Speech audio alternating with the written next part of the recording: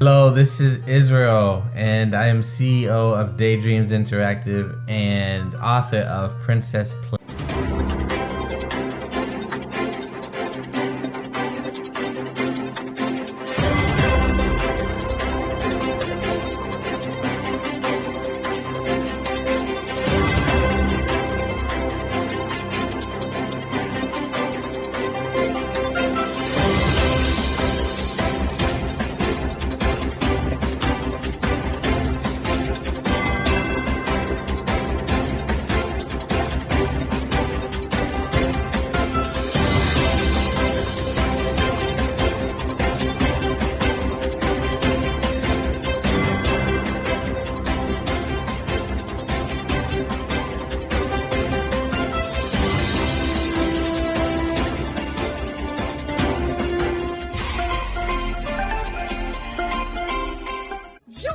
Dr. Eric Kelly III and a host of phenomenal speakers from all around the globe for this 7-day virtual event that you don't want to miss. The mission of the Black Business Expo is to raise scholarship money from kids all the way from high school all the way from college. The Black Business Olympics is one of the largest Black business showcases in the world. It is an opportunity for businesses and companies to showcase their businesses globally. We are going to be giving away laptops up to $5,000 away to students. Again, I'm Olivia Appleberry, the founder of 2 Cents Finance and one of the speakers for the expo. I am so excited to see you there. For more info, go to www.blackbusinessexpousa.com or call 919-308-9090 and hope to see you there. I am Black Business. From the moment I wake until the time I sleep. Yes, I am Black Business. I am Black Business. Tell me, are you Black Business? I am Black Business. Do you support Black businesses? Listen, I support Black business because I am Black Business. Black Business Expo, one of the largest business showcases in the history of Black business in the world. The world! Sign up today at www.blackbusinessexpousa.com or call 919-308-9090. I am Black Business. I am Black Business. From the moment I wake until the time I sleep, I am Black Business. I am Black Business. Are you Black Business? I am Black Business. Do you support Black businesses? I support Black business because I am Black business. Black Business Expo, one of the largest business showcases in the history of Black America in North Carolina. Join Dr. Eric Kelly III and a host of phenomenal speakers from all around the globe for this 7-day virtual event that you don't want to miss.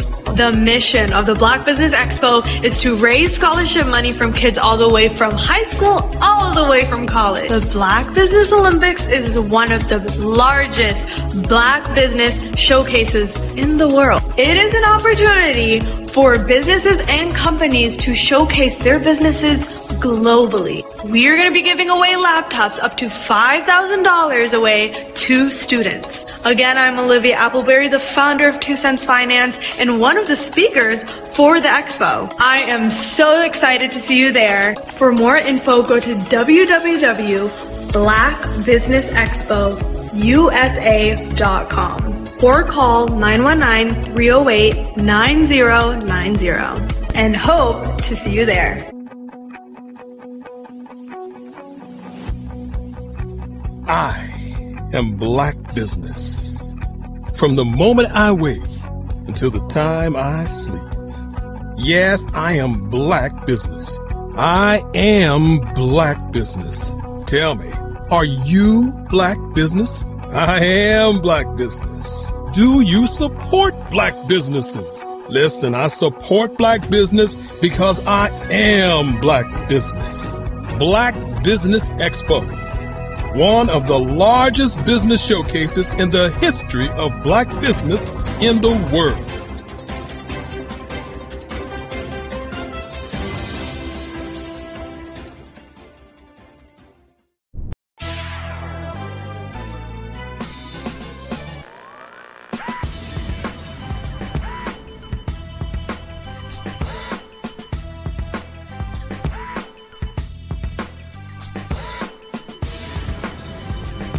You are watching The View from Hampton U, exploring Hampton University's rich history, the past, present, and promising future.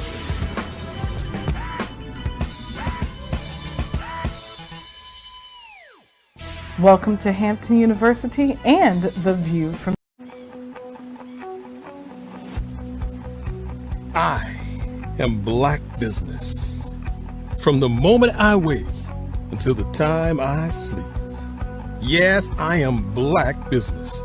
I am Black business.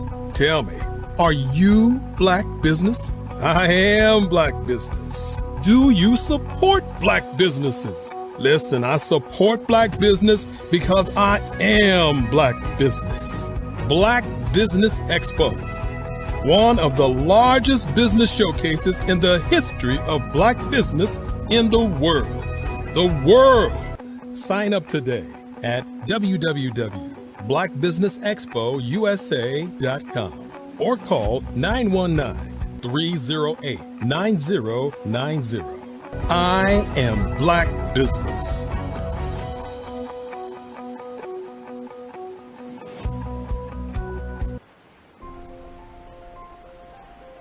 What if you could build your own city? A place where every child can find nurturing people to help them achieve their full potential. A place where every adult can access job training support, where health education is abundant, where social justice ruled the land. A place without limitations. Welcome.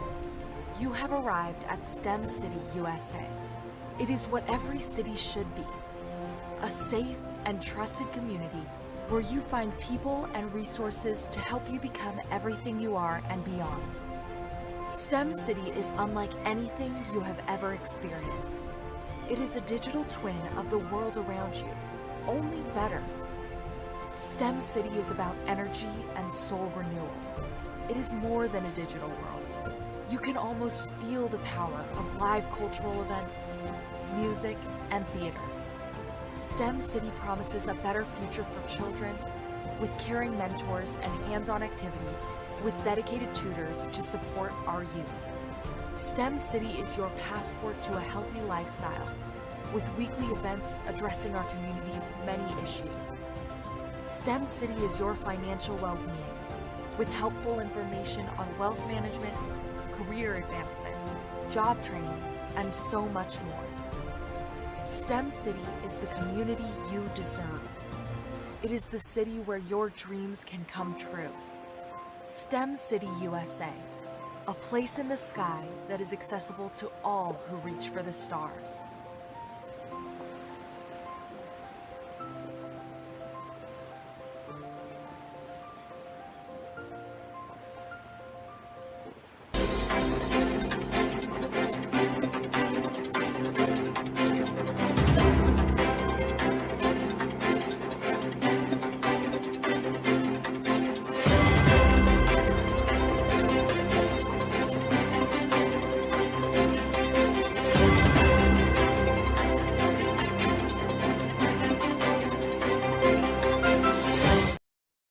Hey everyone, it's Grant McGaw, CEO of 5-Star BDM and host of the award-winning Follow the Brand podcast and TV series, where I help you to build a 5-star brand that people will follow. My genius is personal brand development through intelligent communication and helping you achieve your business and career goals. I am a requested speaker on digital technology and brand development issues. I want to work with you to increase the value of your current opportunities while attracting new ones. Every one of you is unique, and we all share challenges that can be addressed through smart branding. As a super connector, I work with you as an executive coach to guide you along the complicated business and career development road, providing the enhancement tools and information you need to succeed. Together, I will help you succeed in today's challenging business climate.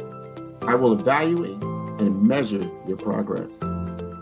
Best of all, I am right alongside you every step of the way. Build the brand called you. Genius is coming. Hello, ladies and gentlemen. Allow me to introduce myself. My name is Tara Bush, and I am the co-founder and COO of the Hello LLC, where our mantra is helping everyone live life optimally. And more importantly, helping entrepreneurs leverage leading-edge optimizations. We help businesses build, brand, automate, and pivot into the future. With over 22 years of corporate C-level experience, I carry a wealth of knowledge and expertise in my professional portfolio.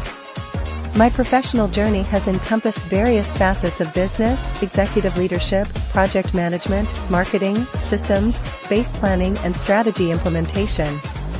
I have had the pleasure of partnering with and managing multi-million-dollar projects for the top Fortune 500 companies, prestigious universities, and well-known sports teams around the world, like ExxonMobil, Apple, Samsung, Citgo, HP, Ziegler Cooper, the Houston Astros, the Dallas Cowboys, Bank of America, and Vanderbilt University. What fuels my drive is a passion for innovation and creativity that knows no bounds. I thrive on pushing the boundaries and thinking outside the box to bring fresh, ingenious ideas to the forefront. I turn visions into reality.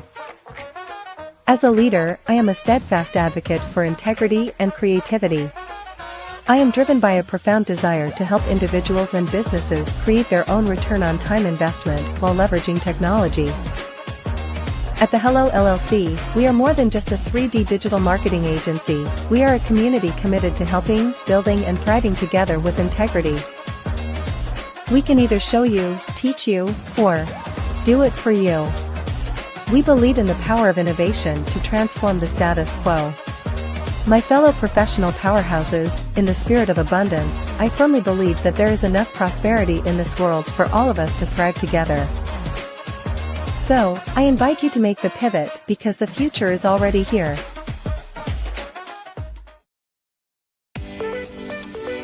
You are in the right place at the right time.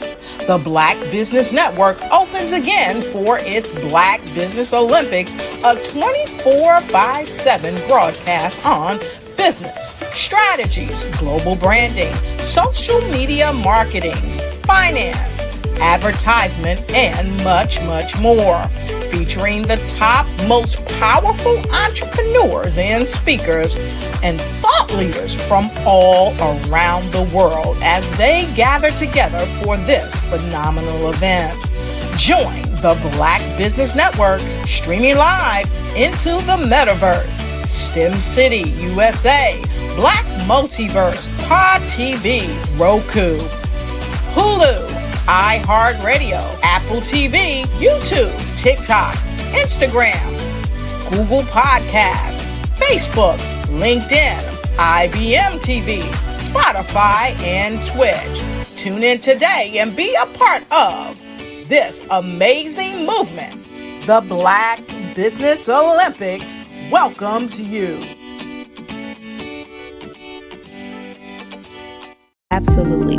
So our coaching program help people that have the lack of time, that lack strategies, and lack the confidence to go after their dream life. So we help them implement tools. We help them implement. I love the lead inherited lack of finances or the education behind finances. But it wasn't until I lost my firstborn, my only son, that life changed for me.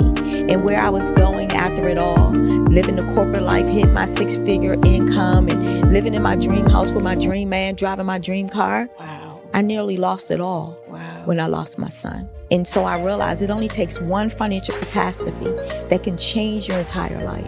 That's what made me start All New Beginnings. Because no matter what's going on in life, there's a new beginning. And because of that, we develop a program called Wise Minded. My little slogan is, don't just dream it, let's live it. If they want to connect with you or work with you, what is the best ways for them to be able to do that? Well, for my social media guru, you can connect with me on every single social media platform as Tanya T. Rose.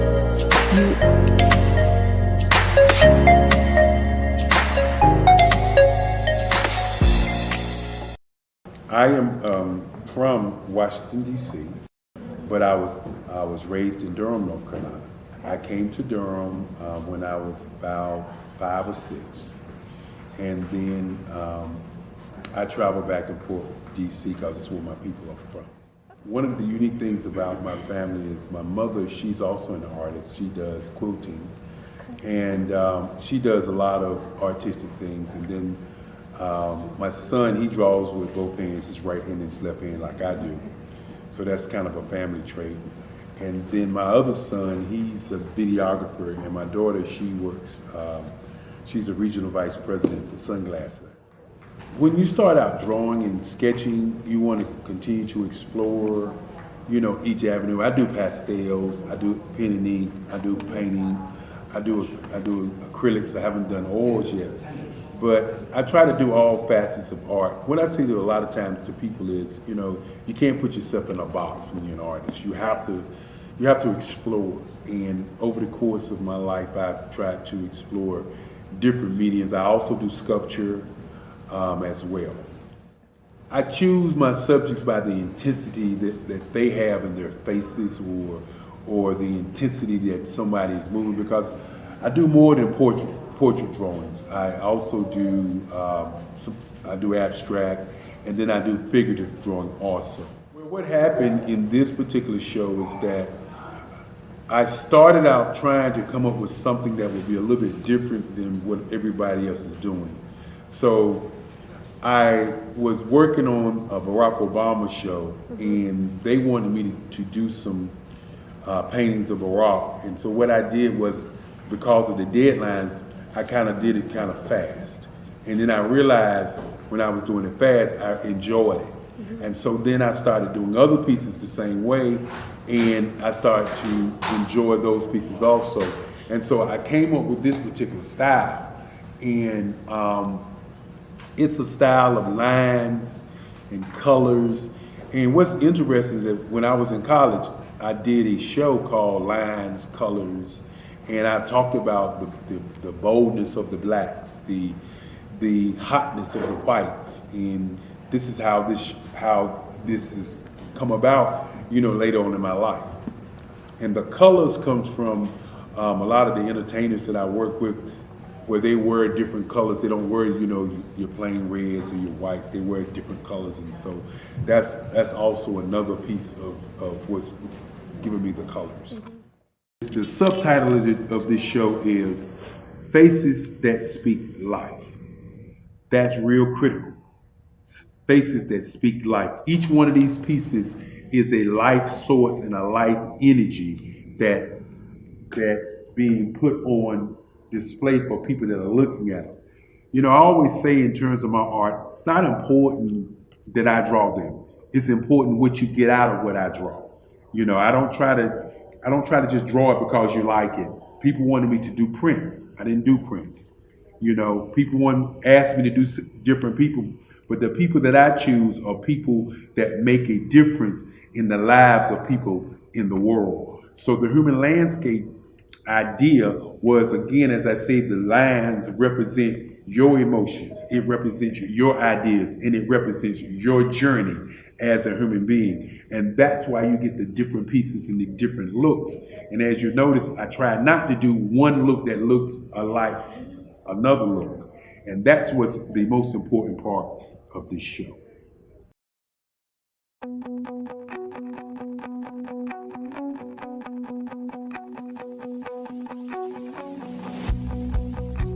I am Black Business. From the moment I wake until the time I sleep. Yes, I am Black Business. I am Black Business.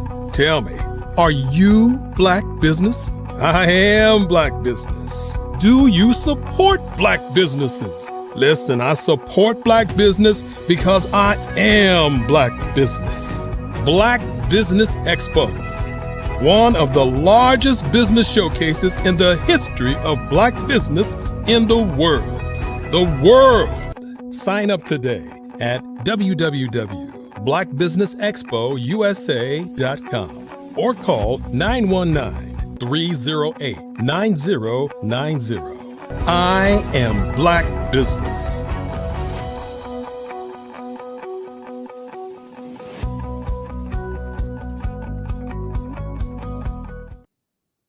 Good afternoon, business owners, entrepreneurs, thought leaders, and corporations. Welcome to the Black Business Network. My name is Marak Hicks, founder and CEO of Miracle Recruiting, and I am your business moderator for this afternoon on the Black Business Network. The Black Business Network is a 24-hour business network showcasing Black businesses, business owners, entrepreneurs, and thought leaders worldwide. We have speakers from North Carolina, London, Singapore, Africa, Japan, and cities all over the United States. The Black Business Network is a global community sharing its business knowledge to empower, inspire, and educate businesses about business. Our first speaker this evening is Sydney Wormsby. Sydney is an experienced business executive with a demonstrated success in developing and implementing strategic solutions that integrate all functions of business for solving complex and high-impact situations. He has proven results in leading teams for business startups, business turnarounds and transformations, new product development and implementation of Six Sigma, and total quality management techniques. In addition to owning and leading his own organization for almost a decade, he has held significant roles for some of the top Fortune 100 companies, including global product management and business development for JP Morgan Chase's Investor Services, leadership of one of PepsiCo's retail restaurant business units, and leadership of retail business units for Citigroup, along with plant management for Eastman Kodak's office equipment division. Throughout his career, he has displayed an ability to establish compelling visions, set clear objectives, and inspire staff that has resulted in high levels of performance. I introduce to you Sydney and Grant McGaw, who will be interviewing him. Hey, Marak, how are you? Good, how are you? Good. Good to see you again. Good seeing you. Always a pleasure. Happy holidays. Same to you. All right, guys. All. Genius is coming, and I'll see you both on the other side. Thank you. Bye. We've got to quit meeting like this, Sydney. Yeah. It's becoming a habit, right? You know, I had the pleasure the last hour to tell the audience about the Profit Booster Forum, and I kind of laid it out. I encourage anyone, if they missed that, to go back and look at that at the 3 o'clock hour. But I mentioned you, and I want to be able to showcase and help them understand. Some people may know me, some people don't. Some people may know you, some people don't. But you have a unique background and a unique perspective on business and how you help business owners, entrepreneurs to really gain traction and get out of the rut. Give us a little bit about your background. So, well, first, thanks, for the invite and the introduction. But my background is pretty diverse. I'm an engineer by undergrad training, so a mechanical engineer. Loved math, sciences, and wanted to kind of focus in on that piece. I ultimately knew I wanted to manage a business of my own or someone else's, but started off, with something that I was passionate about and loved, and that was engineering. But I went back and got an MBA in operations and HR, HR management. But I really wanted to focus in on the leadership of organizations. And so all of my work, for some of the biggest Fortune 100 companies, whether it's International Paper, Mead Corporation, PepsiCo, JP Morgan Chase, Citigroup, et cetera. It was all about really understanding what made businesses work. And I always looked at it from an operations and a systems perspective because I had my engineering background. And so when I, had all those experience and had great successes, starting up businesses for, some of those organizations, leading some of them into transformations and through transformations, turning around some of them, in terms of operations, starting up Greenfield, did a global product launching for a service with JP Morgan Chase Investor Services, where I was doing market research, understanding, needs, of customers, regulatory requirements, doing a product design and development, as well as then deciding who we're going to compete against and what are their strengths and what do we need to do to be able to, compete in that market and to dominate that market, et cetera. And how are we going to put all that stuff together? So all of those experiences really helped me to understand, what makes business work, what makes, each of these systems that seemed independent, what brought them together, and, and how were they brought together? How were they integrated? And therefore, what do you need to do if you're going to lead them to be able to really make them shake and move the way you want them to shake and move, to be able to get the results that you're looking for. So I was pretty fortunate in all those experiences, early and young in my career. But folks gave me some opportunities, or chose me for some opportunities that, really bode well for me, when I started doing things on my own. Well, you're very impressive that you've got that kind of background, because we're going to have the Profit Booster Forum in January. We've done this. We did it for the first time as a pilot back in the summer, and we did another one in October. And then by popular demand, we're starting to see, like, yes, this is something that people need. They need it because the landscape is changing. And if they don't have the right mindset and the right tool sets and skill sets to know what it takes to move the needle forward, to actually gain profit. So you're not sitting at a plateau. Me and you brainstormed about this, like, wow, what is the major problem that we see in the SMB space, the small to mid-sized businesses space? It seems they get in this rut. They're constantly within, 6-7 figures it may be, but they don't really grow past that. They can kind of riding that wave. But what happens is something happens. You have a new technological disruption or some other disruption that occurs that throws them out of whack, and they can't recover. And before you know it, they're out of business. We want to prevent that. Talk to us about some of the specific strategy applications that you feel that might be beneficial for them. Why would somebody want to go ahead, spend their hard-earned money with us here in January and get a tangible result? Well, there are a lot of reasons, but I'm going to start with this. If you answer yes to these questions, then the Profit Forum is probably for you. When someone asks you what makes you, great and different in your business, and you answer with how many years of experience you have, Profit Forum is for you. If, like you said, you started off with a pretty good ramp up in terms of your revenue, and that's plateaued over the last few years, Profit Forum is probably for you. If you often find yourself discounting your price on your product or services, then the forum is for you. So there's a lot of things that go wrong in our business, that go wrong because we don't have a process, a system, a structure for always developing the right answer. So it's not important that everybody always has the right answer, knows the right answer. It's important that you have systems and structures that help develop and deliver the right answer, which will then be the right results. And so, as an example, one of the things that most folks really don't understand about themselves is what is truly unique about them as an owner, and as a business. So most folks go into, starting their business, small businesses, go into business because they were great at something. They were a great web designer. They were very effective and had, great positions in their marketing company. They were a great plumber. They were a very good accountant. And they decided, I want to go off and do something on my own. And all they knew is, I've been doing this for 10 years, 20 years, 15 years, 17 years, some number of years. And therefore, I got great experience. I have great knowledge. Everybody's going to want me. And that's not true. Most people could care less how many years experience you have. That's just the plain fact. They don't care. What they care about is, can you solve the problem that they have?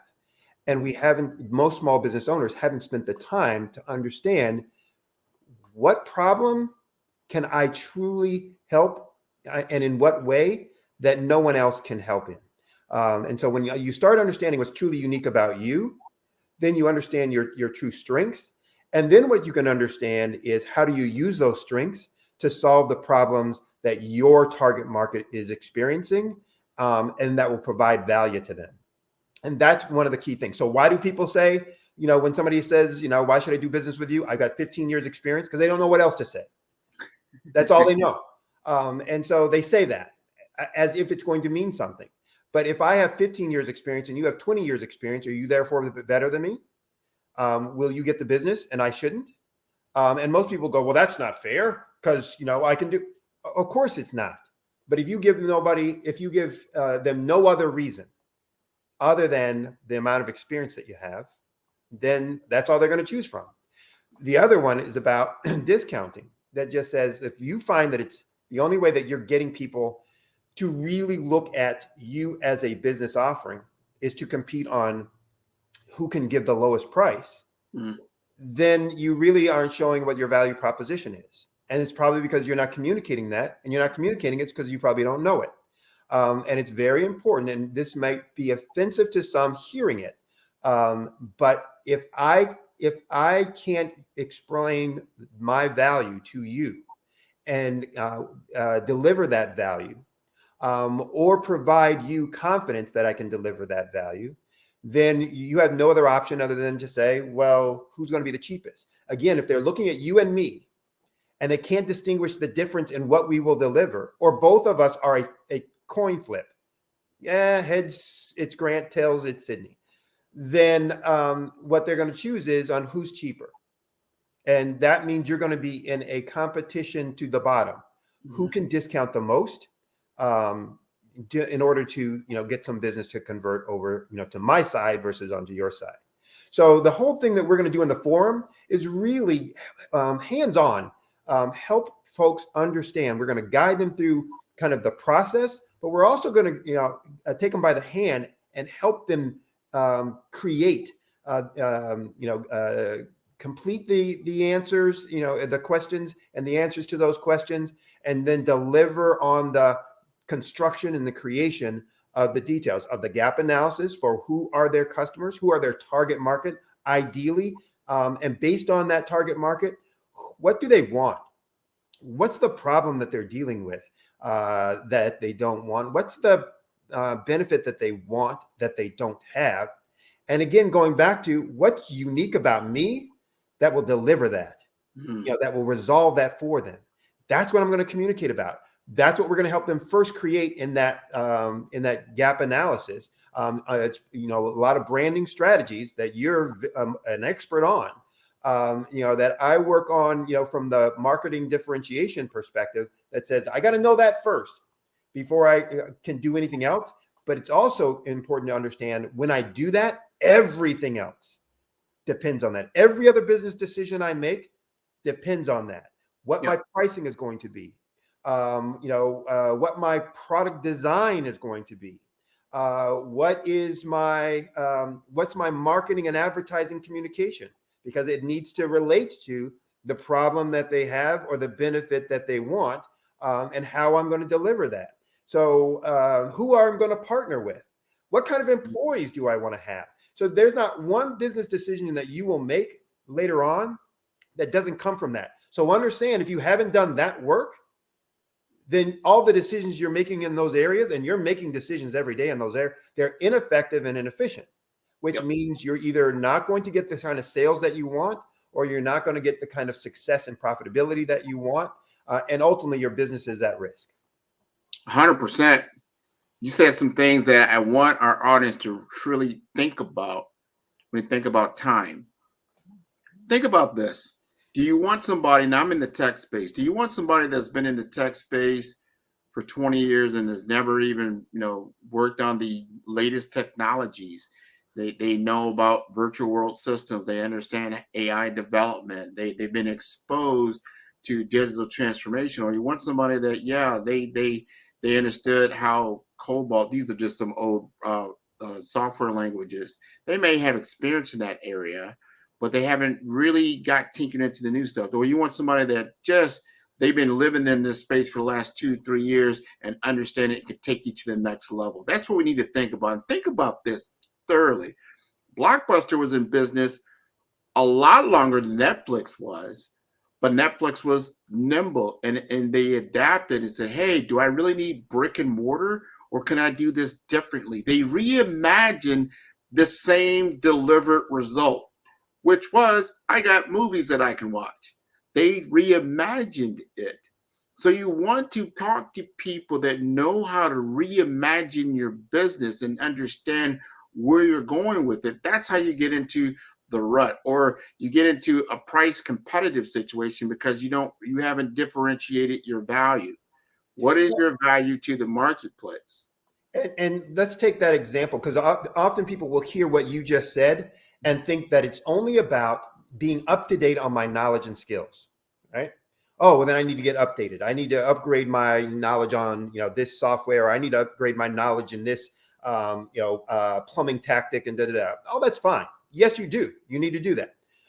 But, the thing between Blockbuster and Netflix was that Netflix understood what their customers' pain points were. The problem that they were dealing with. I don't want to have to get up on a Friday evening when I get home and I'm tired and I'm ready for the weekend and go back out with the kids in tow, etc., to try and figure out what we're going to watch for a movie, and then sit in the place, for half an hour while, the wife and I or the spouse and I argue about one set of, the kids are arguing about another different one. We're getting now 5-6 different movies, half of which we won't watch when we get back home, right? But then we forget to bring them back, and now I got all these fees, these late fees, and blah, blah, blah, blah, blah, blah, blah. So they understood all that and said, oh, that's their problem? Here's what my strength is being able to be nimble, quick to resolve that. That's what people started caring about. And so Blockbuster went the way of many, inefficient businesses, which was you stopped really understanding what it, or maybe you never did, understood. You had an idea. The idea worked for a while, but you didn't have a process or a system or structure for being able to, really stay current and fluid with that, and then to keep delivering on that consistent with your strengths. Now, Blockbuster would have had a different strength than Netflix. I've worked for several companies. PepsiCo will have a different strength than Coca-Cola. Grant will have a different strength than Sidney Wormsby. But we all have a strength that we then will use to solve or resolve the pain points, and that's what's important and key. And staying current in your experience and knowledge, expertise is great, but it's the results.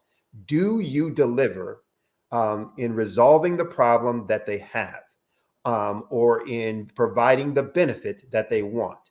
That's what they're going to look to. So when you're thinking about, who's my target market, don't talk about your features and functions until you first understand what is it that they want. And then you can talk about how those features and functions deliver on that thing. But if, a lot of times I'll talk to people and they'll be trying to wow me with every feature and function they have. Oh, we do this and we have that and we can do this. And which one of those is important to your customer? Well, they all are. Well, are they? How do you know that? How do you prove that? What tells you that? What if you stop delivering it? Does your marketing say that? Your marketing doesn't say it. So then how do your customers or your target market know that you do that? Or that you have that feature? It's all of those kinds of things that really become important and critical. Creating a system and process and structure helps you to, be able to ask the right questions to be able to get the right answers, to be able to make the right decisions. So important. This is the thing I see a lot. And you just said it, that big R word, results. Are you leading with your results? Are you backing it up with a guaranteed result? Because what people want, anybody can sit there and say, I do this, I do that. Where's your proof? Where's your results? And what are your results really saying? Is that result really solving that issue for them? Because that's what people like, hey, it took a lot of time and effort to develop this money that I have. Now I need to invest it because we have to reinvest it. And I wanted to make sure that I get the desired result. That's the biggest thing, right? Am I going to get is this authentic? Is this something that really is a game changer? Am I going to get what I am paying for Sydney and Grant to deliver? What's my guarantee? Tell us about how you guarantee your results. So this is something that's been important for me all of my life and career. It's results and outcomes. So my website, solutions with results, because a solution isn't anything unless it's delivering on some result. What I also do in terms of my business practice, so I make a bold claim. I can double your profit in 12 months or less. And I've done that for a lot of businesses, my own, for Fortune 100 companies, and for my clients, who've been consulting or growth and improvement clients of mine. But one of the things that I offer, that I back it up with, is a money back guarantee. That if I don't deliver, it's 100% return on investment guarantee. That if I don't deliver at least 2 times in benefit to what you're paying me in a monthly fee, I'll either refund the fee or work for free until I'm doing that. And I do that because, one, I want people to understand I'm about results and outcomes. And I have the confidence that I can, state that and not have to worry about it. And that, you then will have the confidence as a client of mine that just says, he's going to deliver. And he's not going to just deliver equal to what I'm paying him, because now I'm the same place I always was, right? He's going to deliver twice the amount I'm paying him, which means I'm ahead of the game. And if I can't stand behind a guarantee like that, then why should somebody want to do business with me? And I had a client, I just brought them on board a month ago. And I talked to them about what my guarantee is, and they were, yes, great. As I started working with them, I said, what's your bold claim and what's your guarantee? Well, what I do, I can't really guarantee because there's so many different. No, that's not the way that it works. A client, a prospective client or customer wants to know that you're going to deliver and that you have confidence in that. And it's not, some kind of lame guarantee of, if this and this clause and that clause, and if blah, blah, blah. It's like, do you stand behind it or not? And I stand behind what I'm going to deliver, and the fact that I'm going to deliver with that guarantee. So, and you can see I'm not skin and bones, so I haven't given so I haven't had to give anything back at this point, but because it's about the outcomes. Well, you believe in yourself. We talked about this, and you explained it to me, and it made 100%. Because you're saying, hey, I am so confident in myself and what I deliver that I know I'm going to get this done because I understand my process and I understand the result that you're looking for. And you can do that. And I think in business or just in life in general, think about this. Every time that you engage or you have to spend money on this or that, what is the guaranteed result of doing that? If you go to the movies, you're like, wow, you've seen the trailers, you think you kind of know what the movie's about, you spend your money, you should be able to get your entertainment factor. But I don't know too many movie houses that say, hey, if you didn't enjoy that movie, I'll make sure you get a free or something in benefit that says we'll replace that experience with something new. Right. I like that, what you're doing. And guess what that is? That's a differentiator. Right. It's a big differentiator. Because you say, all right, you know what? You think I'm a commodity in the marketplace? You can just go somewhere else and get a similar result. that you're looking for if you're not working from Sydney? Or is that person really, because that could be the fine, what I call the small factors that make the difference with you getting the contract and somebody else getting the contract. And are they willing to do that? Do they have even a process in place? So being able to show our small business owners and our cohort to understand these differentiators are so important. I want to talk a little bit about brand identity. This is a differentiator right now in the marketplace that even the Fortune 500 companies are grappling with. They need to understand this. People and the newer generation that's coming into focus and taking ownership and leadership positions in business, they don't just want to work for money. They want to work for a purpose. They want to work for a purpose-driven company. Obviously, that makes money, but for what end? The money is not the end result. The end result is I'm serving a purpose that's recyclable and that has a desired result. When we look at it like, why are we in the Black Business Network? There is a desired result. We're helping our students, K through 12, to get exposure, to get opportunity, to have tools available for them to succeed. We need money in order to make that happen, but there's a purpose behind it. So when you think about your brand identity, what is the purpose that you're serving? What is the why that is there? Would you agree with that? Yeah, it's the what do you stand for? And should I stand with you? So you can look at it. Let's take the extreme, the opposite extreme. You could not have anything that you stand for. And typically what that means is you're going to have a product or service that is truly just a pop culture product. Furbies. I mean, something that's just like, oh, it was a fad. And you could go from fad to fad to fad, but understand, you have no purpose behind what you're doing. It's just whatever somebody might like at that moment. You're going to have to be pretty creative and, stay really in touch with what's going on out there and but people will only take that if it's meeting that fad need at the moment. Versus what you're talking about is, what's my mission? What am I here for? What do I want to accomplish? And therefore, what am I going to stand for? And how does that also inform the decisions that I'm going to make, et cetera? So when you're talking about branding, brands have an identity that says, I can tell who you are and what you stand for by all of these things. People will talk about branding from a color scheme. Yeah. Colors are part of it. About a logo. Yeah. That's a part of it. But those come after you've identified what is it that you want to stand for, because then color makes a difference. Color has an impact. Then logo makes a difference. Logo has an impact. But until then, it's just a squiggly line with blue and red. Well, okay, who cares? But when you then say, this is what I stand for, now that logo either matches and aligns with that or it doesn't. That color scheme either gives me and promotes that, gives that vibe to me and promotes that, or it doesn't. All those other things. But then the other questions, the other decisions also align with that.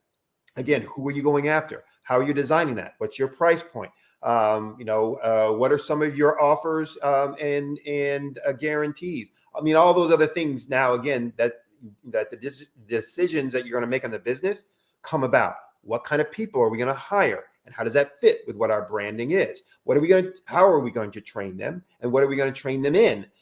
So that, again, they're delivering on that. Do my people understand? This is one of the things I talk about when I get into market differentiation, is like, you say that's what your differentiation is. What will your employees say? Will they say the exact same thing as you? And if they won't or don't, then there's a disconnect. And they're out doing things on behalf of the business that aren't aligned with what you say the brand is about. And that's now going to be a conflict, which is going to, reduce your power of messaging.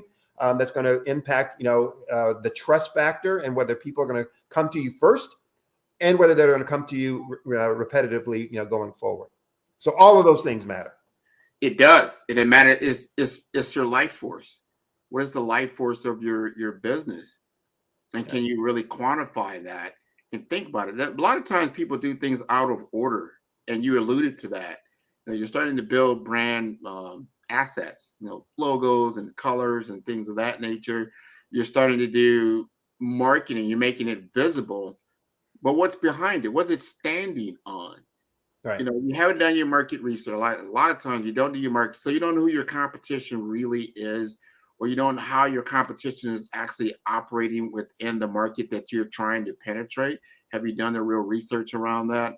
And then looking at how do you sit? Because before you're going to go out and take the field, it's like a lot of people, I tell people this, and it's a great analogy because it makes sense. You take the field, you know what? I've studied, I got myself together, I'm ready, man. I got my ball, I got my bat, I'm running the field, I'm ready to play ball.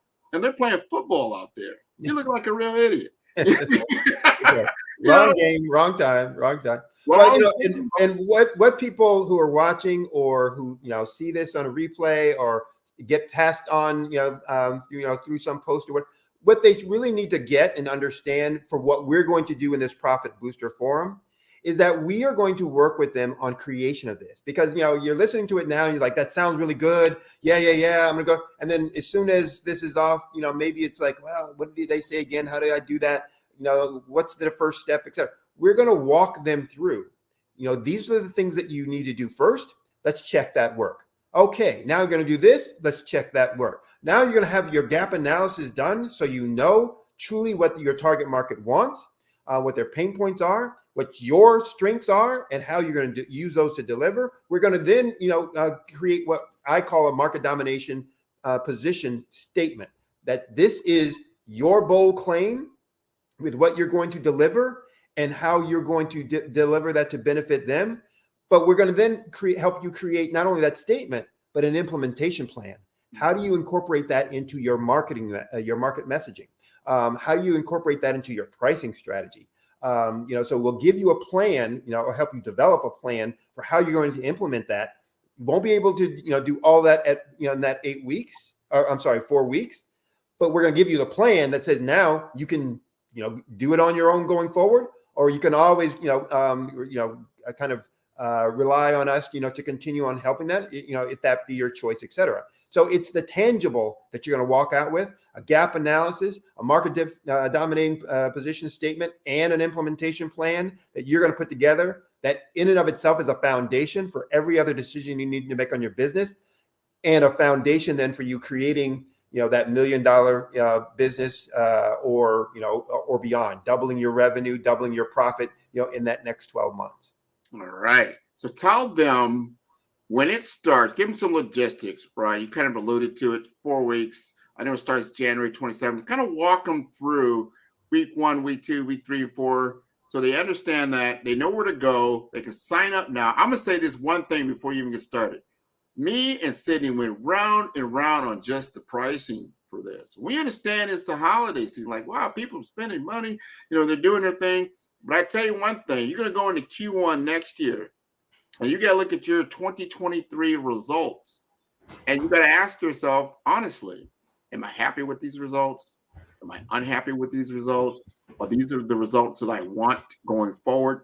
Because I guarantee you this, if you don't change anything, that's exactly what you're going to get next year. If you do want to change those results, then this is the investment that you're going to want to make. Right. So the forum is 4 weeks, 4 consecutive Saturdays, starting January 27th, from 9 a.m. to 11 a.m. Eastern Standard Time, USA. And it'll be the next 4, 3 consecutive Saturdays after that. So January 27th, I think it's February 3rd, February 10th, February 17th. From that 9 a.m. to 11.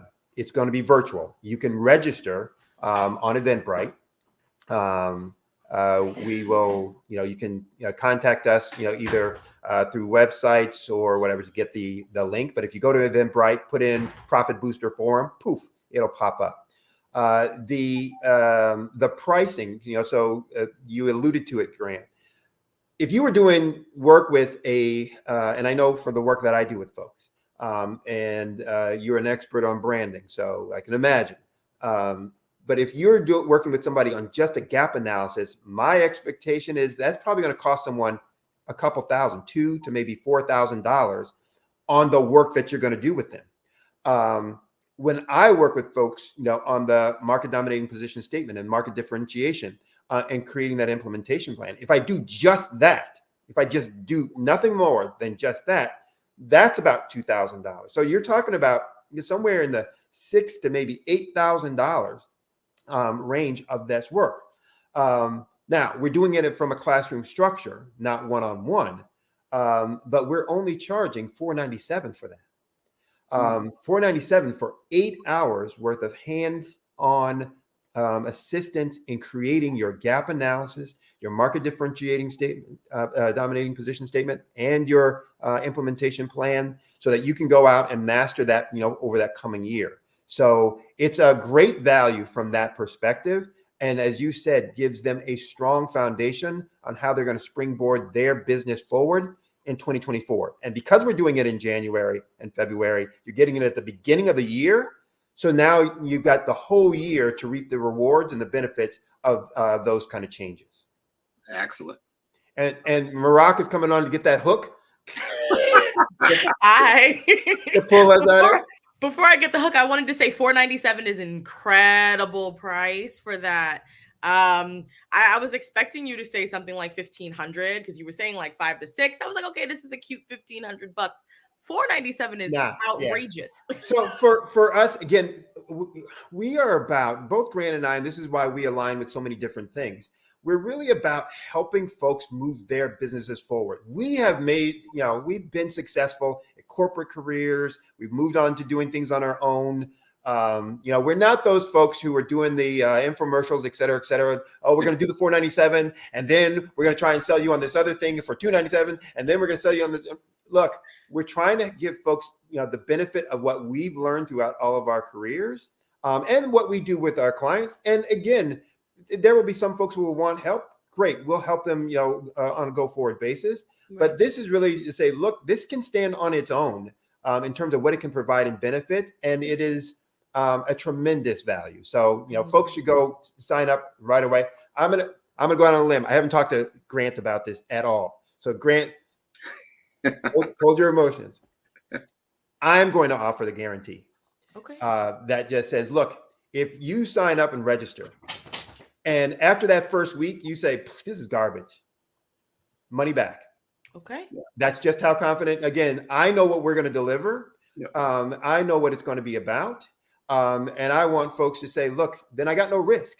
I got no risk.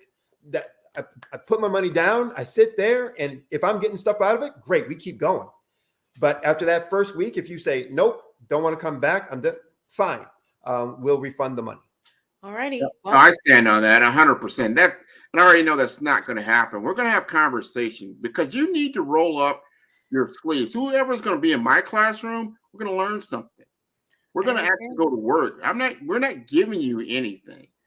We are learning together, and we're going to pull something out of the hat that's going to be so revolutionary. You're going to like, wow, I can't wait to do the next course that you're going to have because it's that impactful. Awesome. Well, gentlemen, thank you so much for sharing your insights this evening. I really appreciate it. Genius is common, and I'll see you both on the other side. Thank you.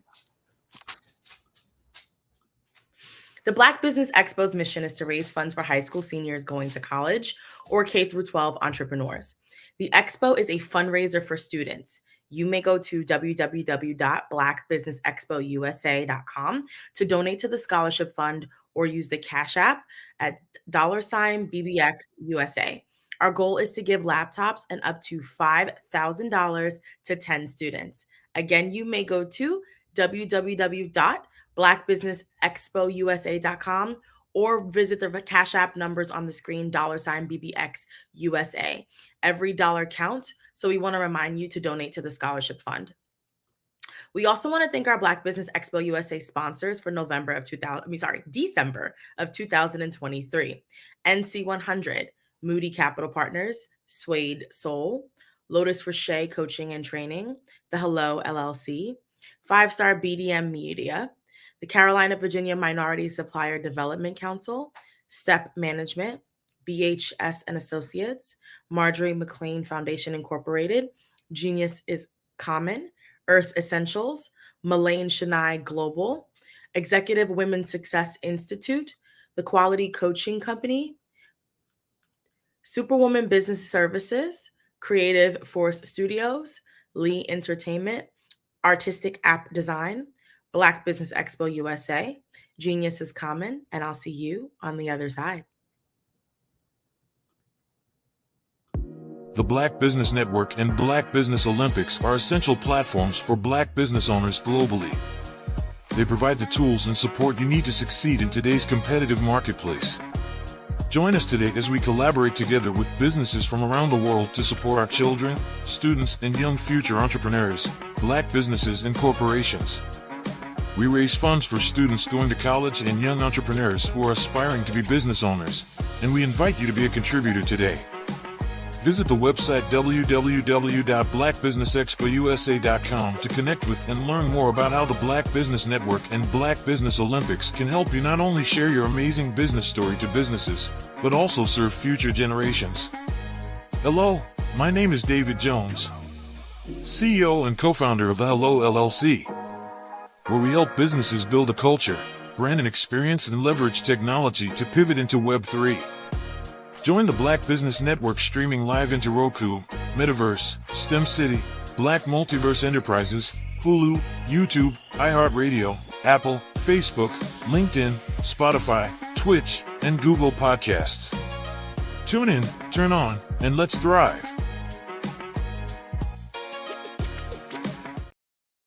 I'd like you to imagine with me, if you will, opening an app where you can collaborate with like-minded individuals from around the world, get inspiration and in-app tools to launch and grow your business, as well as share your knowledge and earn compensation, all in one app.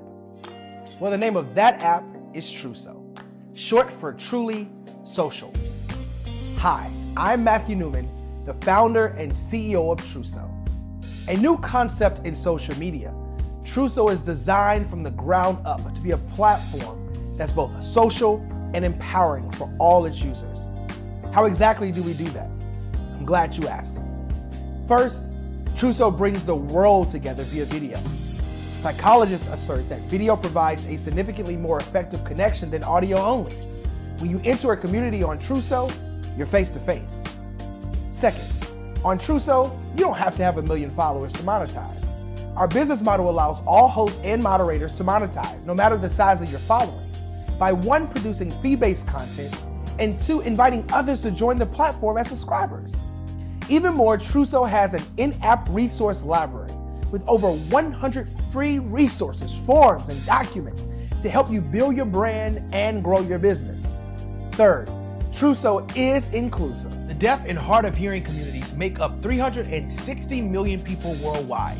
Unlike audio-only apps, Truso embraces this community, providing a networking platform that allows them to participate via video and closed captioning. We even have a deaf and hard of hearing foundation in the works as well. Fourth, Truso is both social and safe. We refer to Truso as a virtual extension of the beauty shop, barbershop, and brainchild of the community. A place where there's laughter, along with wisdom, growth-oriented conversation, and genuine connections in a safe space.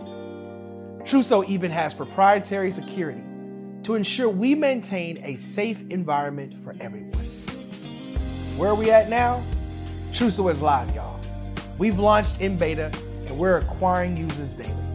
We have an incredible development and marketing team, plus amazing celebrity influencers at the table, helping us spread the word around the globe, beginning within the African diaspora and beyond by creating a safe space for growth, connection, and collaboration.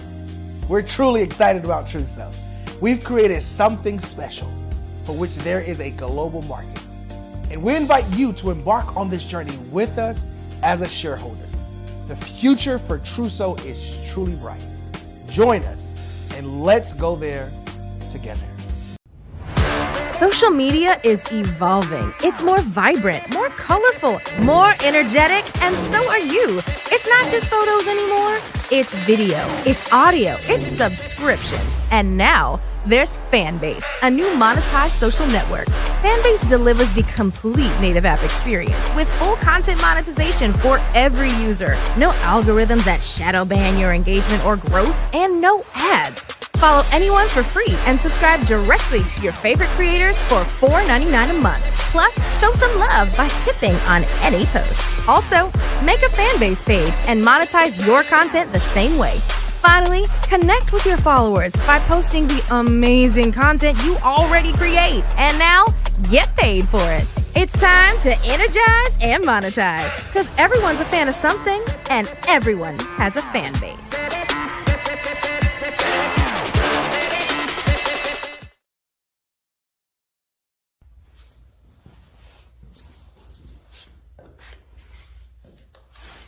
How you doing? I'm Rodney Allen Rippey. Yeah, the child actor. Well, now, leading man. Some of you might remember back in the day, the Harlem Globetrotters popcorn machine. Remember that? Well, it was a Saturday morning special that would come on, and I was there with Geese and Tex and Meadowlark Lemon. Remember the show? Well, I had a great time. And I have to say a huge, huge thank you to all my fans out there. Thank you for all the years of support. I went on from the entertainment industry. I started getting into producing and directing. And now, hey, here I am. I'm a studio executive here in Burbank, California at 2526 Studios.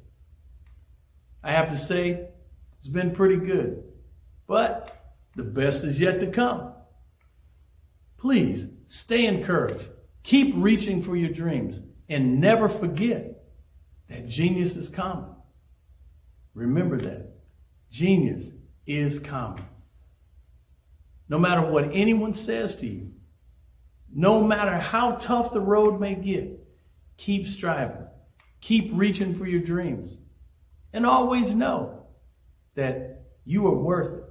Everything that you put into yourself, everything good that you pour into your life, you are worth it.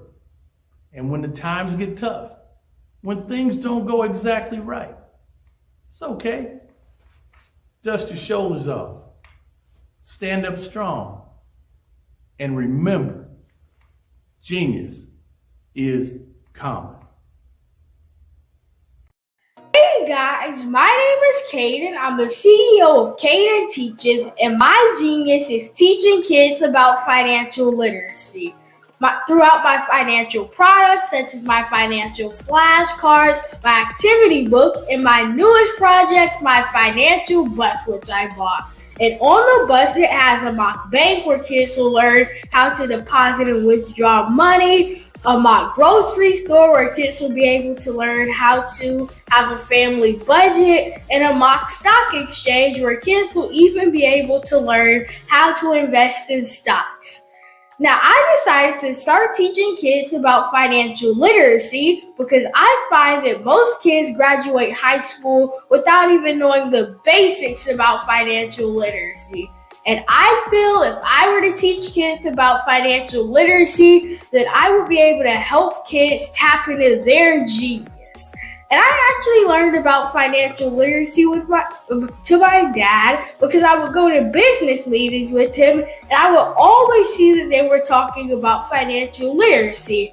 And at that point, I didn't understand what financial literacy was. So I took it upon myself to learn about financial literacy and teach it to kids in a way that they could understand.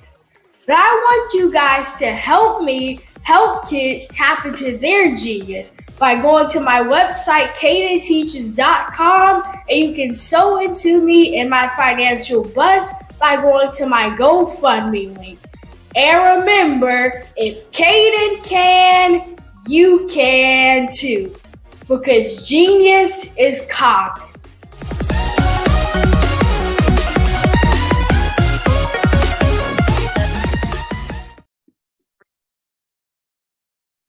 Hello, I'm Dr. Madeline Ann Lewis, President and CEO of the Executive Women's Success Institute. And my genius is helping women accelerate the path to success. You know, I was blessed to have strong women in my life who encouraged, motivated, and pushed me to do my best and to never even think about giving up on my dreams. So I say to women, we must show up to rise up. We have talents and potential, but who will see them if we don't speak up and get noticed? I know that women are a tremendous resource on this planet, and there is nothing more fulfilling than helping a woman tap into her full potential. I do this because I want to be a part of helping as many women as I can to show up, to rise up. I do this because genius is common. Hi, I'm Barbara Smith. Genius is common. My genius is executive coaching and professional corporate training. As the master executive coach and corporate training ambassador for the Genius is Common movement, I help business owners craft their stories in such a way that you know exactly what they do, what they have, and what they bring to the table. Many times as business owners, we are asked, so what do you do for a living? And we could be crushing in our businesses, but we're not quite sure exactly what to say in a short amount of time. Well, I help you take those stories that are the reason why you're in business and why you're so passionate about your business and craft them in such a way that people are drawn to you as opposed to being repelled by you. Because every conversation, every time you talk to someone about your business, you are excited about it. But are you really conveying what you do, what you have, and what you bring to the table? And do really people understand why you care so much and why they should care that you have the solution to their problem? Well, I'm here to help you with that. As a master storyteller, I can help you with your stories and spin them in such a way that they are intriguing and fascinating. People want to listen to you talk about your business. That's why at the Genius is Common movement, I am the master executive coach and professional training ambassador. That's my genius. And genius? Oh yeah, it's common.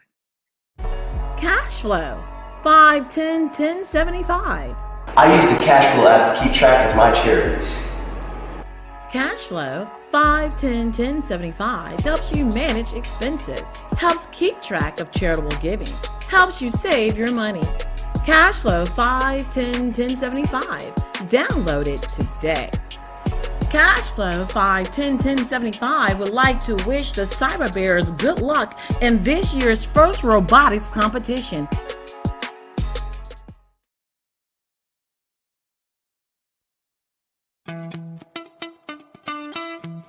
How many times have you been asked to help someone you didn't even know, a student, a business entrepreneur? Or did you ever even ask, where did they end up? That business, that friend, that entrepreneur. Well, just maybe they ended up in a gang, bankrupt, homeless, or worse, dead. Maybe they turned to crime, drugs, and alcohol. Did you ever wonder? Did you destroy their dream, or was your life always so easy? At the Black Business Olympics, we started a movement to help students complete. Give them hope and foster success. Help them to leave their dreams of providing laptops, computers, and up to $5,000 in scholarship funds. Today, we ask you to help a student, a business owner, or an entrepreneur to realize their dream by sponsoring them, supporting them, and buying from them. Consider this. With $1.6 trillion in our Black community, we only ask for a small donation for our students, our businesses, and our entrepreneurs. And you can change a life today. So I ask you, what are you going to do? Sit on the sideline and watch our students in high school be leaders, miss out on their dream from lack of resources?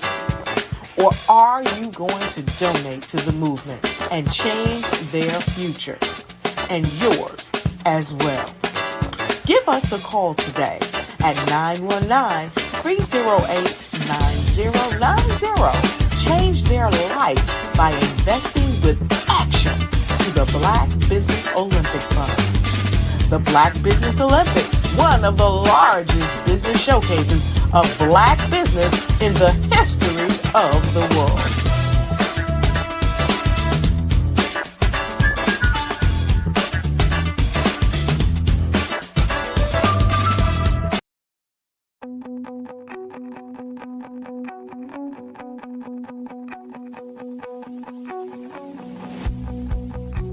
I am Black Business. From the moment I wake until the time I sleep. Yes, I am Black Business. I am Black Business. Tell me, are you Black Business? I am Black Business. Do you support Black businesses? Listen, I support Black business because I am Black Business. Black Business Expo, one of the largest business showcases in the history of Black business in the world. The world!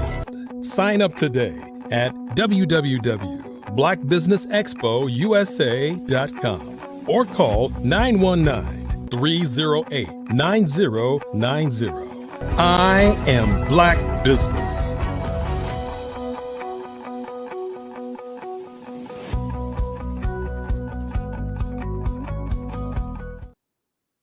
Good evening, business owners, entrepreneurs, thought leaders, and corporations. Welcome to the Black Business Network. My name is Marak Hicks, and I am your business moderator for this evening on the Black Business Network. The Black Business Network is a 24-hour business network showcasing Black businesses, business owners, entrepreneurs, and thought leaders worldwide. We have speakers from North Carolina, London, Singapore, Africa, Japan, and cities all over the United States. The Black Business Network is a global community sharing its business knowledge to empower, inspire, and educate businesses about business. Our next speaker is Anya Goldsby.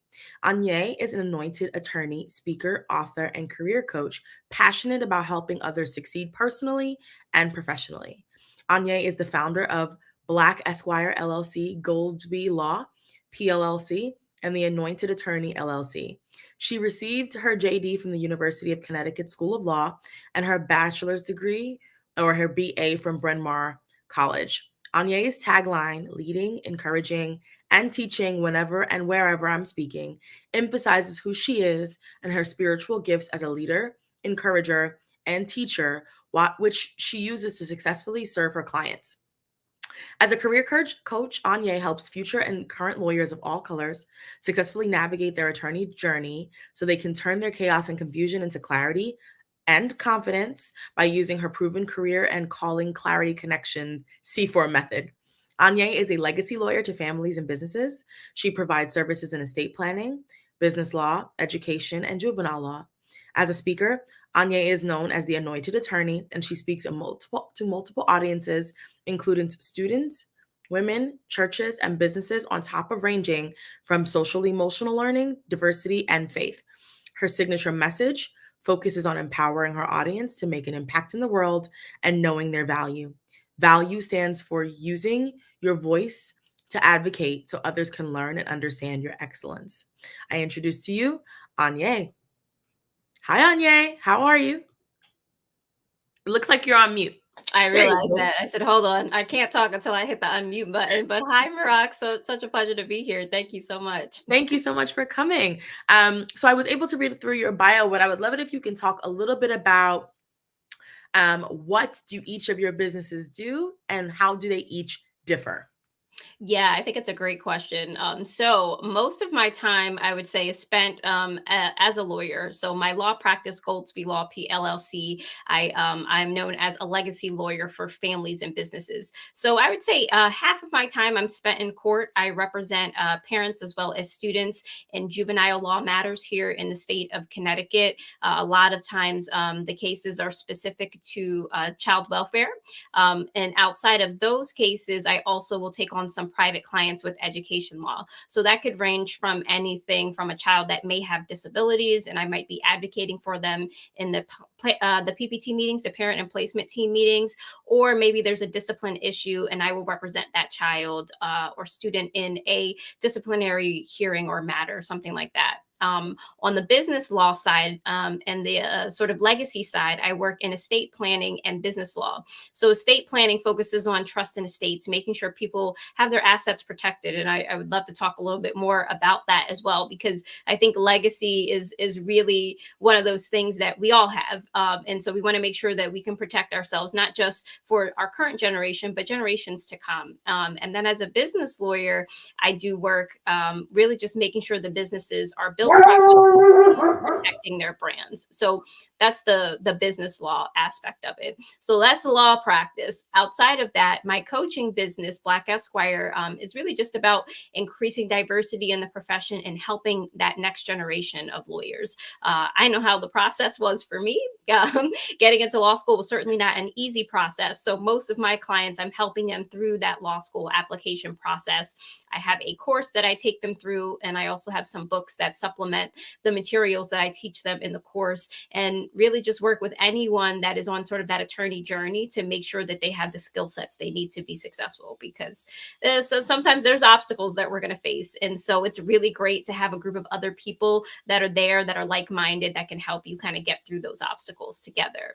And the Anointed Attorney LLC is sort of my faith-based aspect. So it's my speaker, other sort of side of the coaching brand, where I speak to churches and focus on my faith first model, and really integrate my work as an attorney and my faith as a Christian. And that's where the name The Anointed Attorney comes from. So yeah, I like to just kind of show up authentically as myself wherever I am.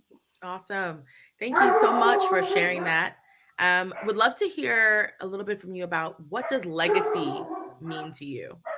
Yeah. So, legacy, I think, is one of those things that are really important to everybody. To me personally, I think legacy means taking something that you have and making sure that it's protected and it can last beyond your personal life. I always like to say, like, our story doesn't start with us and our story doesn't end with us. I know it seems like it does, but, I had a legacy before I came here, and I want to make sure that aspects of my legacy are left even when I'm no longer here on this earth. And so part of being the legacy lawyer is helping people protect the assets that they have, whether that's property or businesses, and making sure that those businesses are established and also properly protected, so that when we do leave this earth, and I can realize, like, a lot of people don't like to talk about the emergency situations, but realistically we have to understand that we're not going to be here forever. And so protecting ourselves, protecting our family, our loved ones, and our businesses for when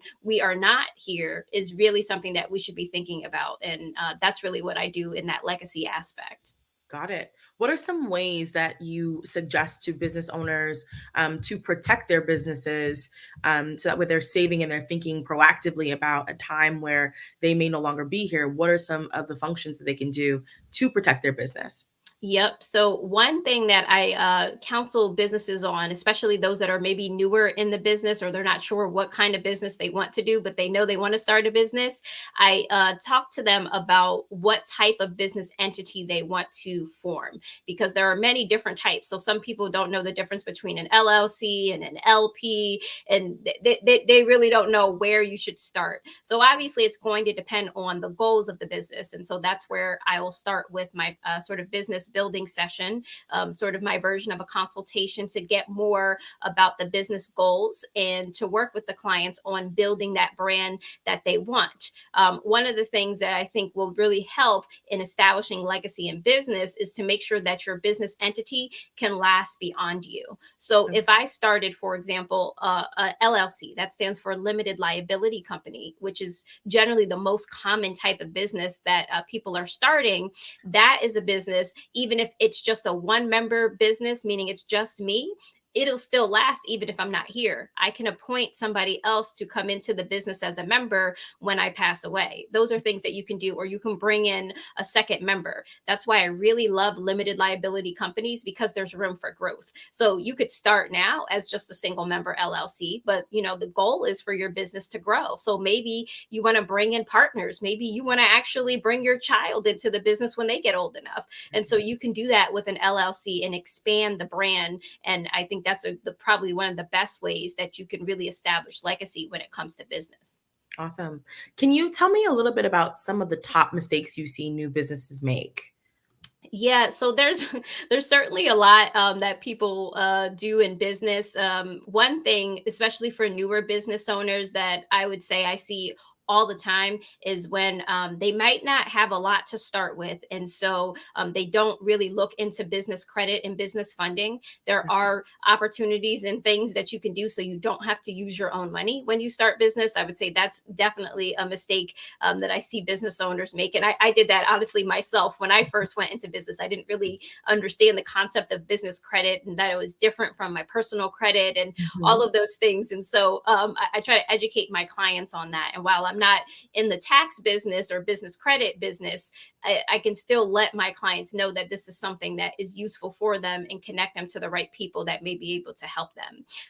But one other mistake that I see happen is that businesses, because maybe they don't have their own office yet, right? Maybe they're doing work virtually. It's very common to have a virtual business now, and that's completely fine. I work out of my house most of the time. I have a virtual address until I need to get to a physical office space. But if you do that, one of the biggest mistakes people make is they use their home address as their business address. And that's a big no-no. You do not want to create your business entity and then use your home address. There's a lot of reasons for that. One thing, now your home address is public because people now know where you live. But even secondarily to that, if you're trying to apply for business credit and you want to add some credibility and legitimacy behind your name, having your home address isn't going to look good to these creditors and these companies that potentially may be in the space of offering you loans and offering you credit. You want to look like a legitimate business. Even if you are in your house, get a virtual address. I've even seen it where some people have lost coverage on their homeowner's insurance policy because they use their home address as their business address. And that's not what the insurance policy was for. So you got to be very careful. And, if you live in an apartment complex or what am I thinking of? Like those homeowners the housing authorities. Yes, I've seen that many times. There are rules with those housing authorities. And so if you're using that address as a business and it's not meant for commercial, it's not going to be good. So you want to prevent all of those things and just get a virtual address. And that's something that I help my clients do as well, especially the newer business owners. That makes a lot of sense.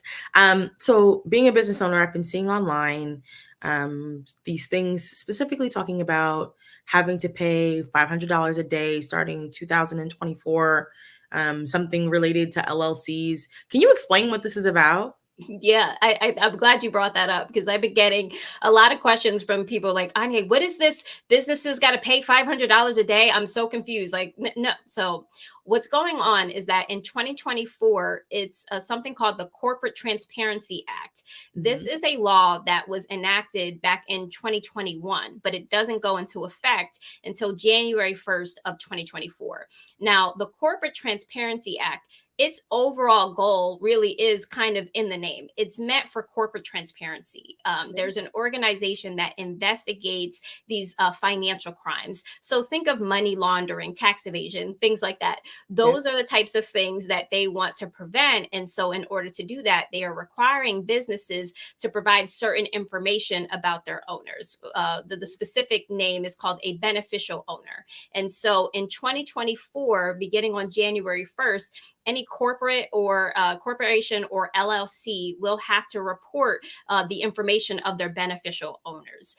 So the beneficial owners would be anybody that is a 25% stake or more of ownership in the business. So that's probably going to affect the majority of LLCs and corporations. However, there are some exceptions. So think of organizations that are already highly regulated, anybody that's in the banking industry, things like that, right? Banks, security brokers, they don't have to worry about this reporting because they're regulated already. So there's no requirements there.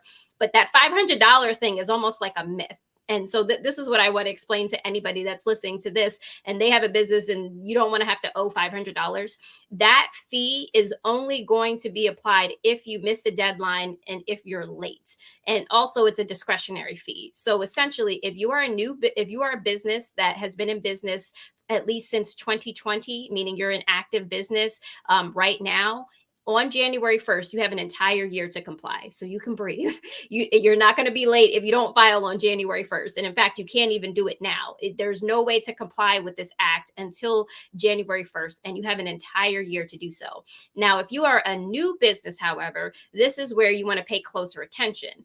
After January 1st, 2024, if you decide you want to form a new business, that business entity is going to be required to report their beneficial owners within 90 days. So it's a much shorter period of time if you're somebody that's starting a new business, or maybe you have older businesses, but you also want to add an additional business. Then yes, you do have to comply within 90 days, and you could be subject to a $500 fine per day if you do not comply.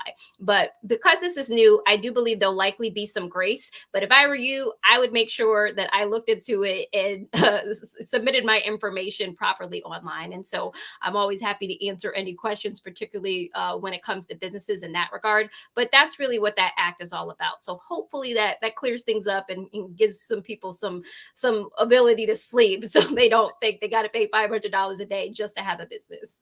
Thanks for sharing that.